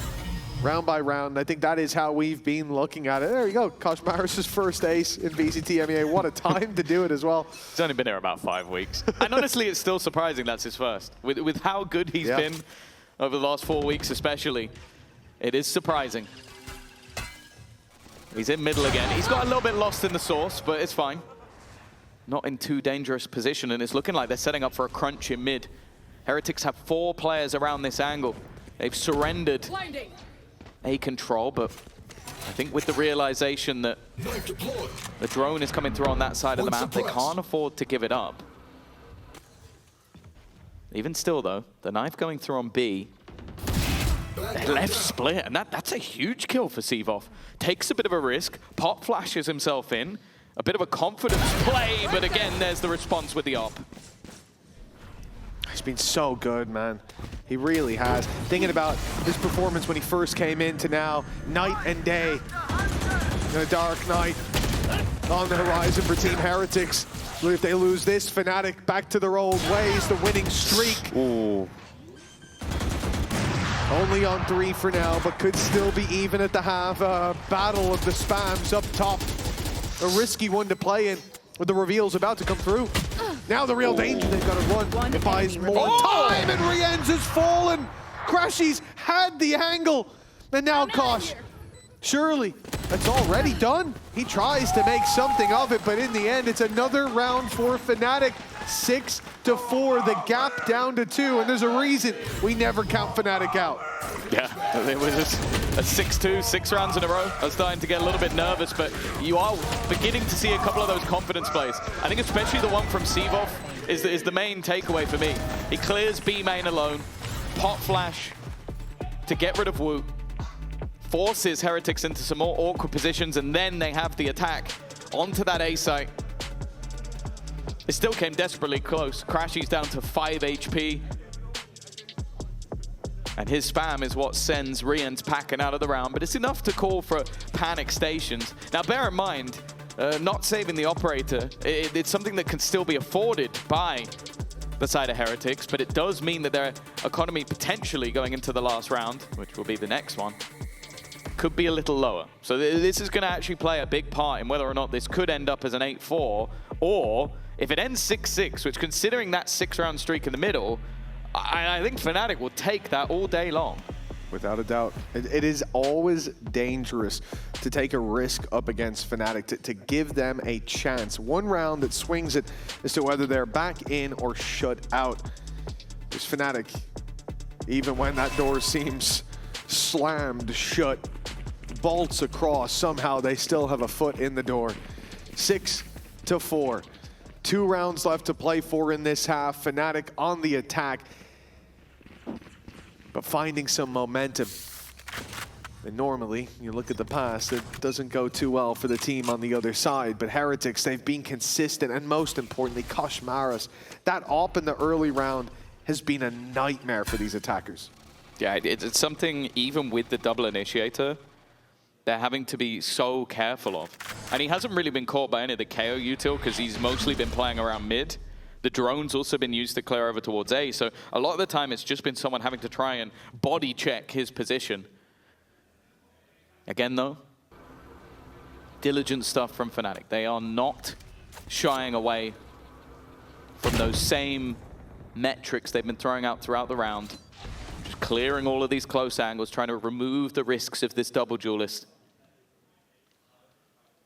Even still though, this time they've been given nothing. Heretics aren't fighting aggressively. They're not facing forward. They got caught, Wu, in B main last round. He's not fighting at all. He's sitting back with the rest of the team, and Fnatic have spent over a minute just feeling out the map. Fnatic playing slow. We thought we'd left it in the past, but of course not. Old comps bring back old ways. Koshmaris up close on the reload of the shotgun. He'll be caught by Kayak. The double now. Oh. It's Woot that has to answer back, but his blade's taken away. The Sheriff not ready for the fight that was to come, and Kayak wins the battle on backside. The spike needs to be picked up and planted. 10 seconds left. No stress, 10 seconds is plenty of time. But Benji and Rienz need to retake. That's a huge, that is a massive pick for Benji. He's given them an opportunity. They'll know where both of these players are. Look to try and clear out both a complete reposition. holding himself below, but then swings back out to try and fight with his teammate. Just wanted to give them a little bit more space and advantage with the smoke, not allowing the double swing to come through from the Heretics players. It makes this incredibly awkward. Even still, they look to group up, and Boaster has done well and then moved away to help out Seavoff. That smoke was perfect to make things so uncomfortable for Heretics. And right back up to 5 they are. As said, never count them out. And this is the problem for Heretics, right? You put all your eggs in one basket like that, and it just hurts so much more when you do fall. Now, Fnatic, they should be able to bring this back to neck and neck, to even at the half. Let's go! But the weaknesses on the other side made up for with the advantages of this composition. A judge in play for Koshmaris, and well, he's been good with the op. But he has been great with the judge as well, so there's no counting him out. The attacker's slow with a default, and I do feel like this is risky if they go walking up on short with the smoke in play. They know better, especially looking at the opponent's economy. It's not the round to take those kind of risks. They go to mid instead. See, now normally, Crashies will have cleared Woot's position, but because he ends up tagging Boo, that spot has gone amiss. Because of that, Woot is going to look to try and reclaim some of that space. As you said, they're missing a few pieces here and there, and they're going to try and pad that with aggression. He has been shut down at least a bit. And for the attacking side, again, they're posturing around middle, but they've got to be careful. A push up into Koshmaris, it's a 1v1 that, if this corner was rounded, would be troublesome. Instead, though, Alfie has sent the ult in on that B site. And although Benji will be able to keep his gun, this seems like a ruse. The problem is the angle's not been checked. Koshmaris is just waiting to see if there's anyone more. Now he goes hunting. Paranoia actually catches him, but now Woot also springs into action. Well, they go to the other side, the B site where they've had this stack up. They'll spot one. They'll know he's towards the back, but Benji's up close.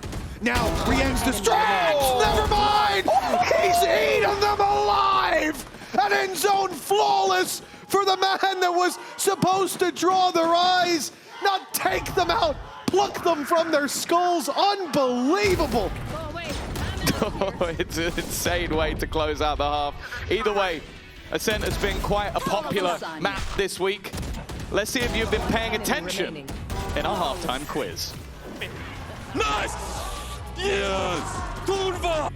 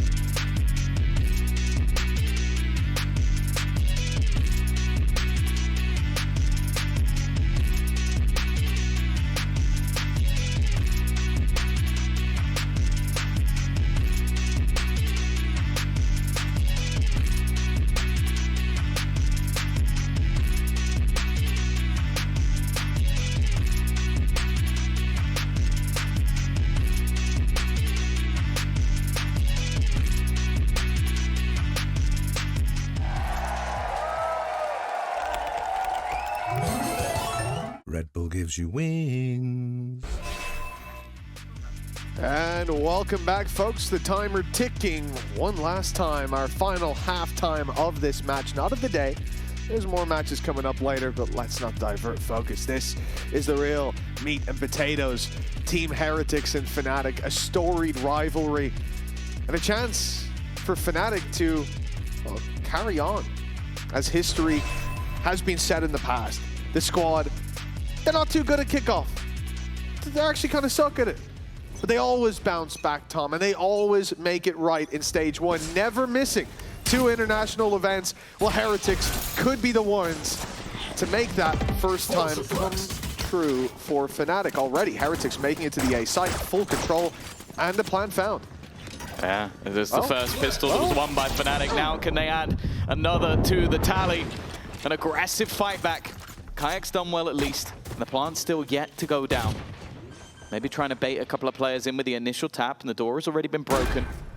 Crashies has taken a lot of damage, so at least initially was a bit more passive. Maybe now wants to be the guy to almost set the bait, give an opportunity. And you can see that Alfie is still worried that somebody's going to be coming in on that flank, coming in from behind. And with a trip in front and a smoke now in the way, he's got to be careful he doesn't get caught on the way in. Not much in terms of utility. It's going to be raw aim fights with all those big guns invested into. And the Sheriff and the Ghost, they find damage. Alpha left alone now. Time ticking. Ring-a-ring-a Rosie in play, but Alpha always wins. It's a round much needed by Fnatic and secured by Alpha. Yeah, it's crazy. We've talked about the value of the pistol rounds, but to be honest, in this series, it almost seems like that isn't much of the case. I go back to Fracture. It was Heretics winning both, not being able to take the map over the line. And in this map, Fnatic have now got both. And that will just bring them level. That will put us even going into this second half. Come on! Hey! As you can see, they know how important this one is. History of Fnatic, always making that second and third international event. But more importantly, the best team of 2024 in Team Heretics in EMEA versus the best team from EMEA in 2025 in the form of Fnatic. One of them is going to be having an incredibly poor 2026, at least for the first couple of events. The other still has a chance to make it to Masters London. But there can only be one.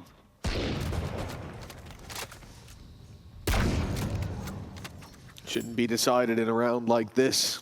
This is where we go back neck and neck, but an investment as Woot goes down to 300 credits for a classic. Because of course he's given the weapon over to Koshmaris. No surprise when we see how that off play has been working out. Careful here. Benji baiting the cross on mid, wants them to start looking back in the other direction. There. Pull attention away from, well, the spot on the map with a million pings. We know where Heretics are about to force the issue. The first man to hold the cross, Sivov, he's had some rougher rounds, but it felt like he found his form towards the end. The last map, the nade to cut them off, but so many have made it through already, and we are just waiting for Koshmaris to get the opportunity to land a shot with the Outlaw, the Paranoia. It delayed him, it cost him some time, but now Heretics are on site. The plant is even coming in, and to be honest, this is much scarier when you have to retake into those players. Yeah, it gives opportunities for that Outlaw. It gives the Classic so many more angles, although it definitely seems like Crashies is maybe a little bit too aware, but then he gets punished. Careful here. That's where the Outlaw has finally been noted. A first kill up. Time now ticking in their favor, but they've cleared him. And now the rest of the weapons shouldn't be anywhere near as problematic. Boo will fall out the air with 4. And sure, it's a little bit of additional damage, but Fnatic deal with that well. A couple times now, it's been Alpha to really pull out the rounds when needed the most. We've seen it in this map. We've certainly seen it in the last 2 as well. Thinking about the 1v1 that gave them something to play with on Lotus. Mate, we've seen it for years. Where have you been? Exactly. And a big moment for him to step up as well. We certainly didn't see it throughout the entirety of last map. There was a round or 2. We said that 1v1 was nice. The double with the Sheriff, and he finished on 5 kills. Different story this time around, much to the chagrin of Heretics fans out there. We're neck and neck, rifles up for both sides, but Fnatic have got credits to fall back on despite a few weaknesses here. Still a good chance to brawl. Whereas for Heretics, this will be the lead and the momentum into the hands of Fnatic if they lose it. I have Ice. Has been called the undoing of Neon in the past. The Thorns doing a fair amount of damage in the wall, potentially leaving that player isolated. So it's no surprise that when knowing what comp will be run by Heretics, why they wanted that Vice. And this is definitely where you expect the most damage to be done. I also think for KO, that defensive side knife can be a real irritation. But of course now, with how long it takes to come back online, for Sivov, it really is going to be all about timing. He needs to be bang on as when he denies the utility. – 35 seconds. Heretics taking the leaf out of Fnatic's poke, but going a little bit quicker with it. That might slow them down, though. Steel Garden put into play. And now as they make their way out to site, it's with 25 seconds left. The swing in from Alpha, nothing found. Paranoia back in return as Sivov's now surrounded and soon to be dealt with. You'd imagine finally falls. And although he did far more than his share of the work, it seems there's still too much left to be done. Kayak needs a barn burner of a round, and instead it's Rien's to meet that. That's one of the scarier things. Rien's has been okay so far, but if he really starts to build into this series of 4K, that back off what Althea did in the last round. Then yeah, as you said, Sivov, considering he only had a ghost at the back of the site, does incredible work. Unfortunately, the players with the rifles, not so much. Even still, an investment back in, Boaster with the Judge, but it allows for an operator in the hands of Kayak. Bear in mind, no shield, so any tickle damage could be the death of him. And an early take of B main, but I'm going to assume that's more for the orb than much else. Okay, the swinging from Koshmaras, that's an easy pickup for Althea. A little ahead of the curve on that one. In a round like this where your credits are on the line, that's like finding gold dust.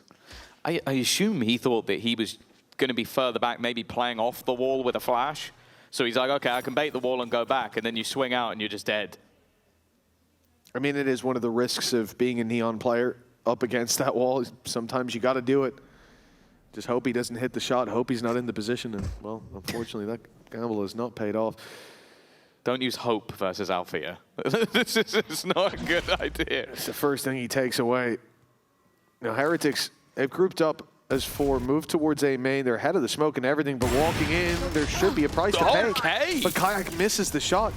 It's uncharacteristic. We've seen a few in this series. Perhaps the pressure is getting to them. In goes the Paranoia. The Hunter's Fury lands the tag, and the kill is easy on the back of it. Same can be said for Sivov. Yeah.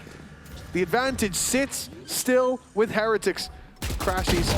Yeah, he's in a lot of trouble now. He's decided to go wide. That's a crazy play.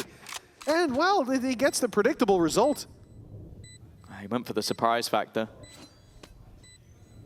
Well, for Alpha, yeah, nothing but frustration, it seems, to end this round. Did you see him while he was peeking out towards the door? He wiped his forehead with his mouse in hand. Yep. But you can't walk if you use your other hand. That'd be fine. Hide it behind the wall. If he got killed in that moment, that would be beautiful.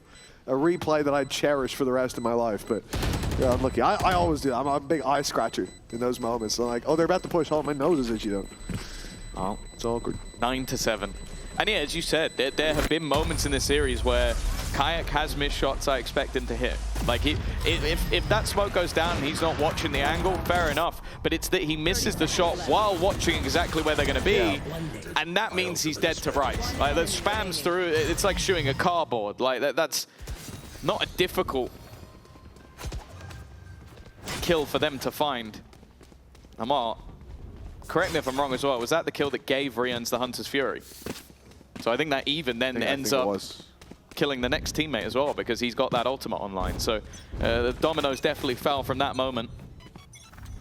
The defensive side might be the favored, but with this double duelist and more so with Heretics in this kind of form, I'm waiting to see Fnatic turn up. Because they've had the start in both halves. You don't have that excuse anymore like you did on the first map where you had to have the comeback because you didn't get either of the pistols. Yeah. No, in fact, you have got them and you're still behind.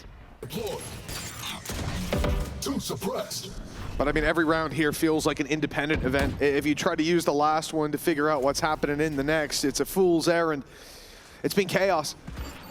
Fnatic, though, I feel pretty confident saying shouldn't be doing too much right here, right now. The pistols in play across the board. They'll use their numbers to their advantage. A risky play by Alpha, using the one rifle they have, tucked up in mid. It's a good idea, but it's not going to have any reward to it. We can see that Heretics are all in A main, ready to burst out. And we talked about the numbers advantage with the pistols. They're playing together. The paranoia's good, but the shots from Boaster are not so hot. That is going to be a 10 for Heretics. I'm confident in saying Alpha and Crashies with it all to do, with 5 players up against them, 1 rifle between them. One thing I'll say is they've got time on their side. It's only planted now, but big mistakes needed from Heretics, and honestly, if they lose this one, we've got to pause right after. Well, yeah, and they haven't been aggressive in their post plants. They've been passive. They've been sitting back. Look at them with their crossfire angles. A nice shot for one. Benji was just looking to try and trade, but because of that, he's given them another angle. The remaining players, though, falling back. They know exactly where Boo is, and Alfie has killed him off as well. The danger in this round has got higher and higher. No ultimates to play with, and now Alfia is remaining versus 1. Him against Riens, the 2 raid bosses of these teams. Turkish excellence versus Turkish excellence! And you better not come at the king! Alfia has brought them a lifeline with the Emoda Thrifty. Just when it looked like the dynasty was dead, my God, Alfia! And Emoda Thrifty and some unbelievable shots. We said it. You said it, Tom. He's been doing it for years. Certainly in this series, he's had his moments, but none quite like this. I said if Heretics lose that round, there's going to be a pause. There's a pause, but it's from Fnatic. I don't even know what they're going to talk about here, man. Alpha, you're nuts. It's about all that needs to be said. It's going to be a moment that maybe just needing a breather, maybe needing some time to chill, or maybe just wanting to allow their opponents to stew a little bit in that moment. Real? But that is the thing. That's why we talk about Alfia every season, every split, every year, and pretty much every day that he's on the show, because he will do things that other players cannot do. He will drag Fnatic out of moments that, you know, other people just can't do. And has been since the moment he came onto the stage, the moment he played, what was it, that raise on Fracture. He has been a highlight reel, but this was absurd. Like, this was just isolating fights and hitting every shot in reactionary form. And the fact that we see him right now 18-9 while on that Vice, it was something we saw when they were playing Corrode. He was on the Vice and he just looked so comfortable playing this agent, as he did with the Killjoy, as he's done with most agents in the game. Yeah. But the fact that they are still currently behind with how much impact he's having, even if this is now maybe a more of a technical nature at its pause, you still have to sit there and go like, I don't really blame the Fnatic team to go, okay, we still need to talk things over, because he's had to pull out straight BS to get us 1 round behind when we've won both pistols. I'm still very surprised to come out of that and see the timeout be Fnatic's. Like, I was so ready for that. I saw the timer freeze and I was like, yeah, call Maybe that they both pause. hit the button so fast that it's caused a If that happens, they both do. they go back-to-back timeouts. Otherwise, I'd assume that's what happened. What if they're in the exact millisecond? It has to put one of them first, and so everything's broken. There you go. I reckon it would just put one of them first, Tom. Yeah. Either that or maybe, just maybe Alfia celebrated a little bit too hard. It could be. I think that's happened before. Oh, without a doubt. Without a doubt. We've seen some players out there give the stage a good shake, good run for its money. Yeah. We have genuinely had to have tables reconstructed. Completely change them, because some players, they be wobbling on that table too much. I still think like my favorite moments when it comes to tech pauses are always with, well, it normally involves drinks. Yeah, he really chose his moment, didn't he? The Heretics, no doubt, writing their own stories in their head. Imagining the lights down on that stage in London, the British crowd behind them, but green that Benji's going to have to wait for. 9-8, 1 round between them. The long pause has ended. The bloodbath will ensue. Kayak, the first to find a kill as Benji falls on the other side, but Fnatic, they don't give up on the back of that. They've got the advantage, but they're pushing forward. Alpha's taking a risk, and he spotted Woot and immediately ran for the hills. Wants nothing to do with that Blade Storm, and rightfully so. Yeah, it doesn't make sense to take the risk. Kayak, we mentioned it. A few misses here and there, but was clinical at the start of this round. And this now becomes a recovery. Bear in mind, this is a hefty investment. Okay, maybe not everybody has a weapon, but putting that Blade Storm in. And with 40 seconds left, it still feels like Heretics haven't really found a direction. And even the ground that they have taken or forced their opponents back off is slowly being reclaimed once again. Left. Kayak is very well placed. A pot shot not going to land, but there's still a couple of players here. Dodging that knife is key. Now the Blade Storm's still online, but Alpha's dropped through. We're losing players by the second for Team Heretics, and with 12 seconds left, they have got to press forward through the numbers, and it's not gonna work. Not with Alpha standing guard! A four-piece pickup, and Fnatic are neck and neck. My man is dragging this team, kicking and screaming through this game.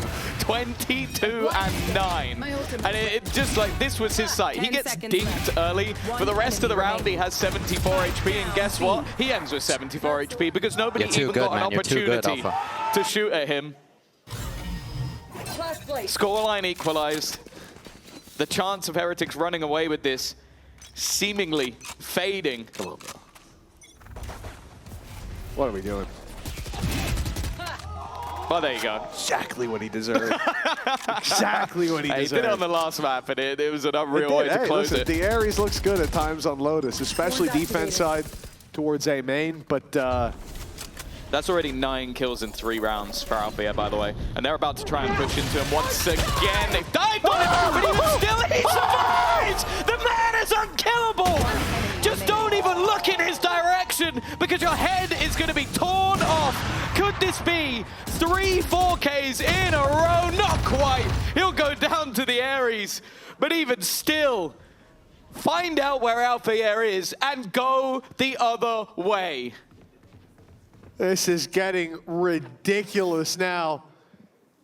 The man is called on, talked about, and he shows up on a level that, geez, I don't know when I saw this Alpha last. He looks driven, motivated, and we talk about Fnatic. They've never missed 2 international events, and this is elimination right behind them, lurking, waiting to drag them into an early off-season. And that's when they're most dangerous, man. When the numbers are against them, when the stakes are great and the odds are not in their favor, it feels like every time Fnatic find their way. And here, once again, it seemed like they'd fallen, like they wouldn't get up, like Heretics would walk all over them. And now they stand in the lead. They loom over Heretics. An elimination feels all too real with this man on the server. It's a timeout from Heretics. They feel it. The I'm last telling you, timeout of regulation. Bro, he's got 11 kills in 3 rounds. Like, what do you even do? Like, jokes aside, like back in the day, there was a strat that was avoid CNED. Yeah. Avoid Alpha. Yeah. It was a good strat too. Like sure, on a normal day, like you'd go like, oh, I don't want to go near Kayak either, but he's not having the greatest day. He's doing okay, but when a guy has got 11 kills in 3 rounds, you see him, you run. You see the wall, you run. You see some thorns, you run. Just go the other way. 25-10. And honestly, we now get the Heretics pause, and it's hard to really say anything else. Like, what is going wrong with your strategy? Is it the fact that a guy is just wrecking you every round? Yeah, especially in the last one. You take a look, because the clutch. Which the last 3? The round we just saw, right? Like the clutch was one thing, and I do think there were mistakes there. I do think there's learnings from some of the opportunities that he's been able to cash in. But the last one, someone dove on him, for God's sake. Woo was on him. And Alpha just manages to dance out underneath. The trade can't come in that quickly because, you know, duelists can move pretty quickly, especially these duelists. But they got there when they should. I think the exec went okay. He's just genuinely, as Crashy said, Alpha's too good. And it usually feels like with players, you get 1 or 2 of those rounds. You know, like there's a timer. How many more rounds can he keep this up for? And it always feels like there's a hard limit. I've never seen Alpha have that limit. No. If anything, the more he does it, the more I think he's going to keep doing it. Oh, again, Kayak's been dealt with. Hunter's Fury being expended. Sivov, he's going to try and flash into it. He's been domed, but there will still be a trade back off the Hunter's Fury. Alfia now in position. That's all it really feels to matter about at this stage, and they are going the other way. Now, he did manage to retake. I know exactly before. where you are. And he's going to go pushing up. A dangerous battle to take while being revealed, but instead now they start running back in the other direction. An opportunity for Crashies, but they know he's here. They have an idea, at least, of his position over the last few seconds. The TP back in the other direction, but they've heard everything. They know everything other than one piece of information. Paranoia, and he's going to get out of there. Managing to clear the angle. I think even maybe realizing that Wu has already crossed. Brought things back into a 3 versus 3. Here's the TP, and goes looking. It's time, though. Boo will be able to escape, but there's still a player within the site they need to deal with, and they have done. But even still, it's only at a trade. Oster's got his, and Alpha's looking for his own. A wrap around the back, but Boo catches him just in time. Now Crashies has to carry that mantle forward, and he will!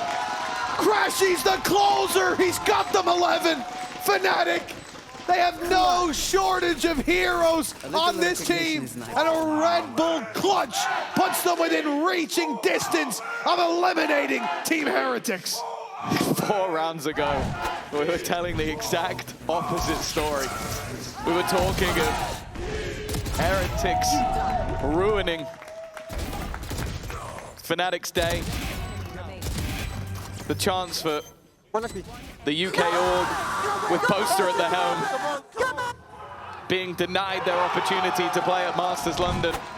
Now Benji might be getting that taste instead, because as you said, it's now Crashy's waking up. He's seen the Alpha carry and decided to add his piece. 11-9, 2 rounds needed for the comeback to once again be complete. For a long time, we spoke about Fnatic as the kings of EMEA, and even with a good year in the previous, never felt like they had that title back. They lost that throne a long time ago, and this series victory, it could be 13-0s back-to-back. It wouldn't reclaim that title for them. They're definitely a contender. They look like they could be the best in the region, but there was a time when there was no goods. We knew what they were capable of, and they showed it to us almost every week.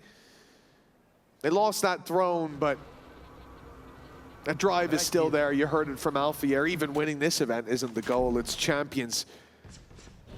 But one step at a time, 1 foot in front of the other. Fnatic on the defense, 12 within reach, and an easy round in front of them, or at least it should be. Oh, there goes that Ares once again.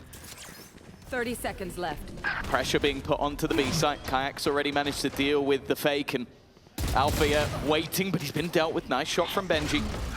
Crashies in that back corner and just managing to spam one out. The reveal is perfect. They're being trapped in slowly, but even still, while being surrounded, the Heretics are fighting back. Plant looking to come in. Sivov maybe hoping to deny it, but won't be able to, but he's got a lot further than expected. A chance to maybe put a clutch of his own!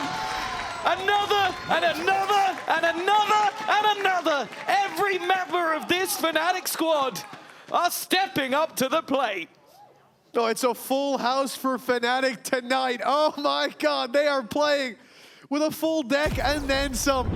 12-9, and almost every round is a clutch. A big play even here for Crashies. The reveal, and to follow up on it, it gave them the numbers that were so clearly needed. On their feet again as Heretics. Let's go! Who are head and shoulders above the rest. Now they find themselves behind 3 chances for Fnatic to keep this run going. No, they won't be in London with a victory here, but they won't be out. And for God's sake, that's enough. Set themselves with an opportunity Kayak in position, one falls, a second as well. Rien's hoping to fight back, but counter utility keeping them in their place for now. The rotation already in from the remaining two, looking to try and lock them in on that flank, not allowing them a way out, but Rien's is not giving up without a fight. Boaster trapped, isolated against nothing. It's Rien's again. Bruised, beaten, but not out just yet. But even still, Althea and Crashies have already saved multiple rounds. Althea with one, but Rien really needs to do it all. An ace or bust. Crashies will tag him up, knows exactly where he is, but Rien's is not giving up just yet. An ace is what it takes for Heretics to survive. To win one round, to win one of the last 6. A game of clutches so far when it comes to Ascent. Narrow margins from the get-go. And a 1v1 with one man needing to take the whole team for his side to survive. But that question of survival not answered yet. There are 2 more in a row for Heretics. They want to settle this in overtime. But first, they have to survive regulation. Deploying drone. There really is something about Turkish players, isn't there? Been saying that for a while, Tom. All I'm going to say is that Turkish qualifier next year is going to be an absolute bloodbath. It's going to be a lot of Turkish players finding out that they're German all of a sudden. 12 to 10. Shot dark. The economy slipping for Fnatic. The ultimate's definitely in their favor. A kill or 2 could completely turn this round. Instead, though, the ace, well, guess what? That gave an ultimate to the other side, and this time the entries are found. But guess who's left? Guess who's fighting? Althea trying to do it all. Boaster's now joined in weaponry, about to be removed, and he's still holding the line. Woot with the shorty, but he's run out of bullets, and now it's left to Rien's again. An ace in the last round, a clutch needed in this one. This was what we were looking to see today. The kings of our region, and now Rien's has to find both. 2 big players for Kayak, the heavy hitter, not on the site. Boaster's hiding behind a smoke, but the time's ticking, and now Rien's isolates at 20 seconds, and he won't run away! The plant on A was free, but the Red Bull clutch on B was his. Those guys from Foot right now are just sat there at home going, see, I told you, this is what it's like. This is the guy you have to be careful of, but again, like what Althea is able to do at the back of that site just shouldn't be allowed. His teammates get cleared within a second. And it really does seem to be the battle chill, please. of the guy. He's telling them to chill after he wins a 1v2 to keep them in the tournament, to keep them in with a chance of Masters London. 29 kills for Althea, by the way. And now with a weaker buy for either side. It's either now or it's OT.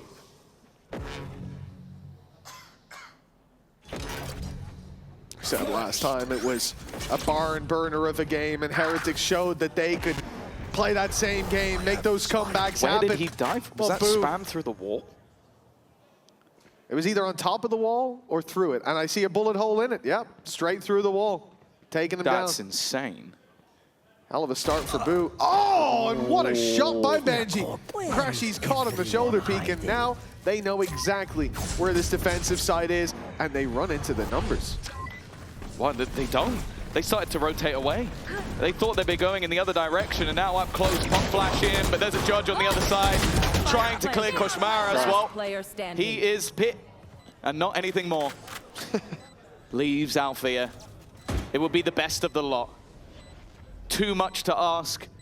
An unfair question to even think about. And Rien's waiting patiently on the other side. 15 HP means that, well, it was over before it even began, but somehow with Althea, you have to give him the benefit of the doubt, not this time. Somehow, well, I know so, it's Rien's. Rien's has managed to bring them home, bring them to OT. This will go the difference. The next couple of rounds will decide who is still alive in this tournament.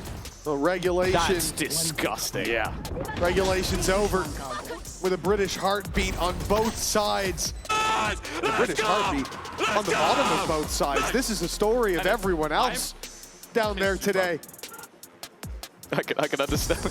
I will kiss you, bruv. Might be the most British thing I've heard today. Ren's ace 3 rounds ago was his third in VCT EMEA. That's a surprise. That's genuinely shocking. He's only had 3. Yeah, but I reckon he's had loads of 1v4s. 104Ks, yeah. Well, here we go. Overtime in effect.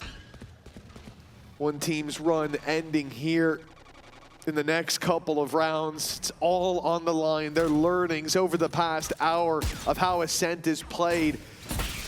Apparently it's a lot of individual fights, a lot of clutches. Enemy tag. This is where they apply those learnings. A very slow play by Fnatic, pressure towards the right side of the map over on A, but we're seeing Alpha playing ahead of his wall, looking for that bit of aggression. They are trying to lure Team Heretics into some over-aggression, but to Heretics' credit, that doesn't seem to be something that they've been doing a lot. No. Fnatic's defense had a lot of aggression, and sometimes Heretics in B main. But they learned from it. The later rounds in their defense, they started getting really passive because they knew how long Fnatic would take, and they start using the time to their advantage. Basically as a 6th man, because Fnatic will sometimes just punish themselves.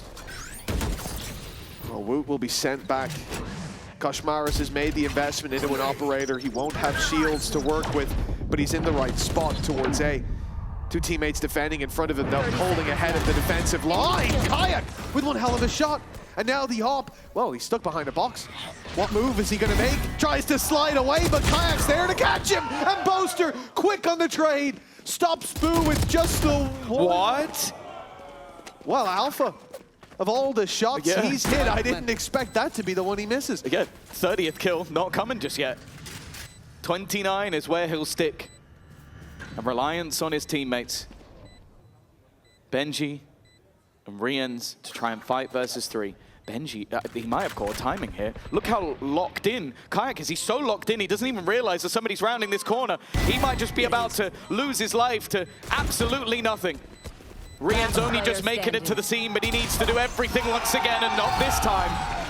Crashes with 2, Fnatic with 13, and another chance to keep them alive. Map series and stage point for Team Heretics. Facing into the end of their run.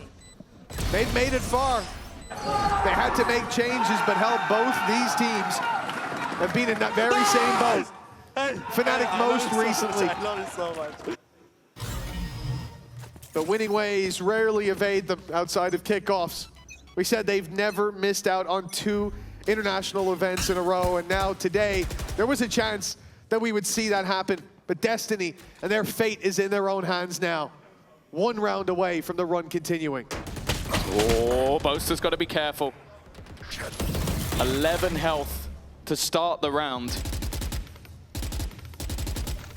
And I'll be honest, a lot of utility expended off the back of it. Alfia had to pop the vines just to make sure that if there was a rundown on his IGL, they wouldn't be able to get there without taking a hell of a lot of damage. A smoke. All the way to the other side of the map. This is just a ruse. They have not moved. They are staying in the same position. And Benji, he shoots that to try and let them know that they're around that position. Instead, though, the A site has been claimed. Fnatic will fall into the retake. Yeah, and because that reveal was broken in mid, as you said, by Benji, they're sending players out to confirm there's no one there. It draws their eye away. It stops the spams that could have come through. Instead, a cautious Fnatic, even now, cautious of the flank, but seeing nothing. Yet the timing in mid will be so important. They've seen each other. Alpha caught Benji. Benji was waiting just a few seconds more and he had the flank of the game, but instead now it's an advantage to the defensive side. A failed usage of the paranoia. It means less to work with to slow them down. In fact, no utility. All that they've got is the brawn alongside a shorty up close from Woot. Rienz as well, hold on, they're making it work on the site. They had no utility. The numbers against them, but the time ticking in their favor now. 13-13, the overtimes. They keep on going. Yeah, they took so much damage on their way into the site. I think that was spams by Rien's. He sees the smoke dropping, knows that he's about to get crunched on, and just starts spamming. Well, even gets a kill. You see, assist, kill, and then a kill at the end. That's just blind spray, knowing his angles, doing damage once more. I think it was even Kayak with 1 HP as he entered the site. Hadn't even seen anyone yet. 13-13. A solid hold. A solid read as well. Like, even though Benji doesn't do much in terms of the actual damage in that round, shooting of that dart, like, you might look at that and go like, well, why'd he do that? He could have just avoided it. But it's just to sell that little piece of false information while his teammates are still waiting on the other side. They wanted them to believe they're in middle, and Fnatic believed they're in middle. Probably is because of shooting that dart that he died later, though, when he went back into that space. But it got them the site. For free. That's all it needed to do. An even scoreline this deep into the game. I was worried, Tom. After a 13-2 from Heretics on Lotus, I was worried. And I said it then, I said it at the start of this map. We all know it. Fnatic bouncing back. It happens. If it wasn't for that alpha clutch, I think this is over already. Which alpha clutch? The first one. There's so many. The first one. But I think you can genuinely point to multiple alpha clutches and say the same thing. He has dragged this team through some impossible rounds. Yeah, I don't even think that.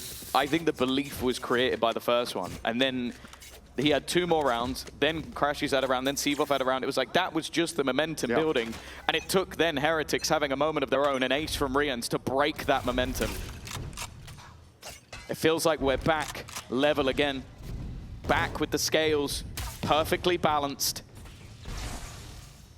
And back with either side needing just 2 rounds in a row to make or break their London experience. And make or break their year. 2 internationals missed for either of these teams is a failure. And it's a standard that is only held to very, very few.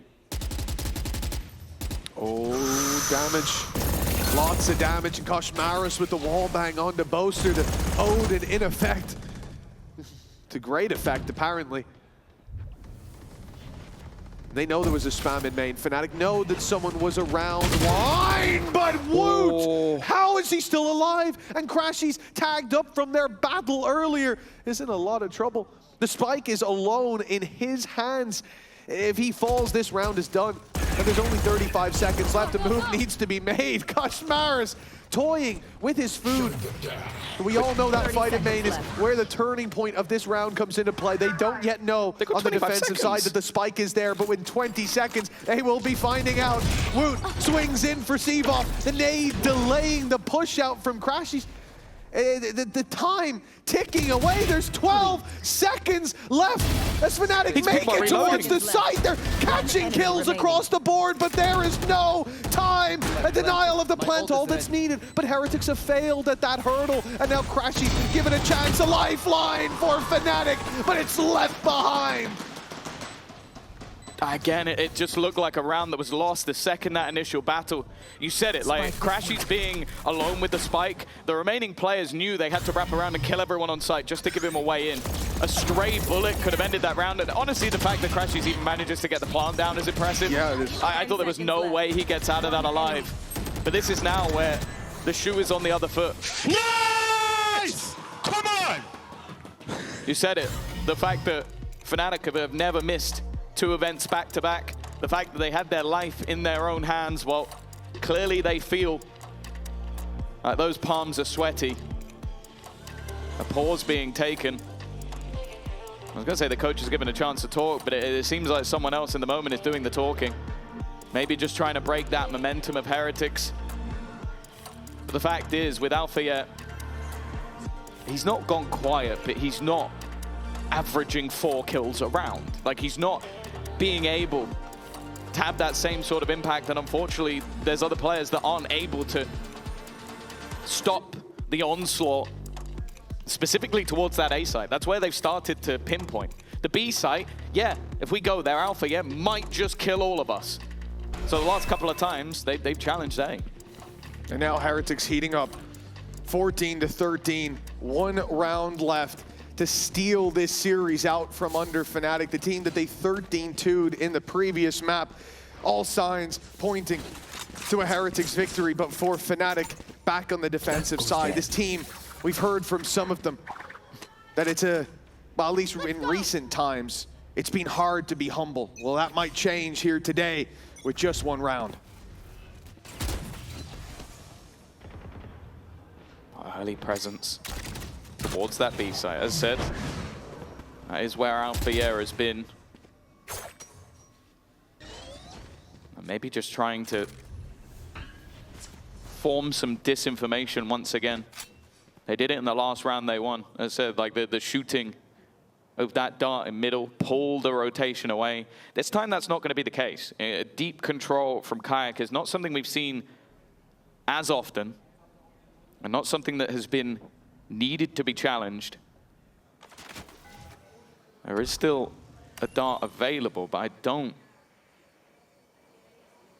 Revealing area.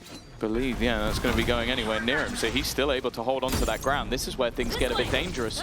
If he can pull off a big moment here, maybe the spike will be dropped in a similar way to the last.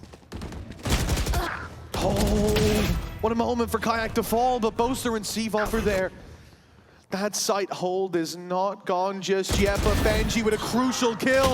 That's Alphayer down and out, and although we lose Rienz on the crossback, the hero of so many rounds for Heretics, the spike is still there for the attackers. The wraparound from Boo, main gonna be held late in the round as well by that trap, but can the spike make it to the site in time? 12 seconds, and it could be caught on the cross. Oh, tagged up. He needs to get past the wall, but the spam's not quite going to work out. And Benji, he's taken the initiative. Aggressive through. Wants to destroy the dart to try and keep his teammate alive, and he has done so. Boo holding the angle. Seavolf and Crashies to keep them in the tournament. The timing of the smoke seemed like it couldn't be worse. One suppressed. But they haven't managed to capitalize off the back of it. Benji's been cleared, and now all up to the leader of Boo. A 1v2 to win this one out, to get rid of Fnatic from this tournament, but the shots aren't landing until the last moment. 2 bullets remaining, and he will do it! A Red Bull clutch from Boo! The moment where Heretics go marching on, and Fnatic fail to make London. Well, the kings who lost their throne have failed to find their way. Fnatic's run, the road to London paved with disappointment and pain as Team Heretics sit opposite them on this stage, one of the biggest games that they've shared. And they find success, flying colors on map number 2, and they dig deep to deliver a humbling blow to Fnatic. It is one that I'm sure is going to be remembered for the org, for the players. It's a tough defeat to have, and for Heretics, it's a squad that, as we said at the beginning of this stage, it looked devastating. It looked done. Like, if you had told me that they would be one match away from Masters London, I would have called you crazy. But they made the changes. Koshmaris seems to be an enlightenment for this squad. Rienz has made incredible form. And when someone rises, it means someone else has to fall. Fnatic, from a flawless group stage to a playoffs to forget. Sure, that they've had trials and tribulations of their own, a stand-in at the last second that definitely has damaged them. But Heretics will not care. This is not something that is going to bother them all too much. All they care about is they are still on that road to London. Benji, and of course the coaching staff as well, the Brits that look to make it home.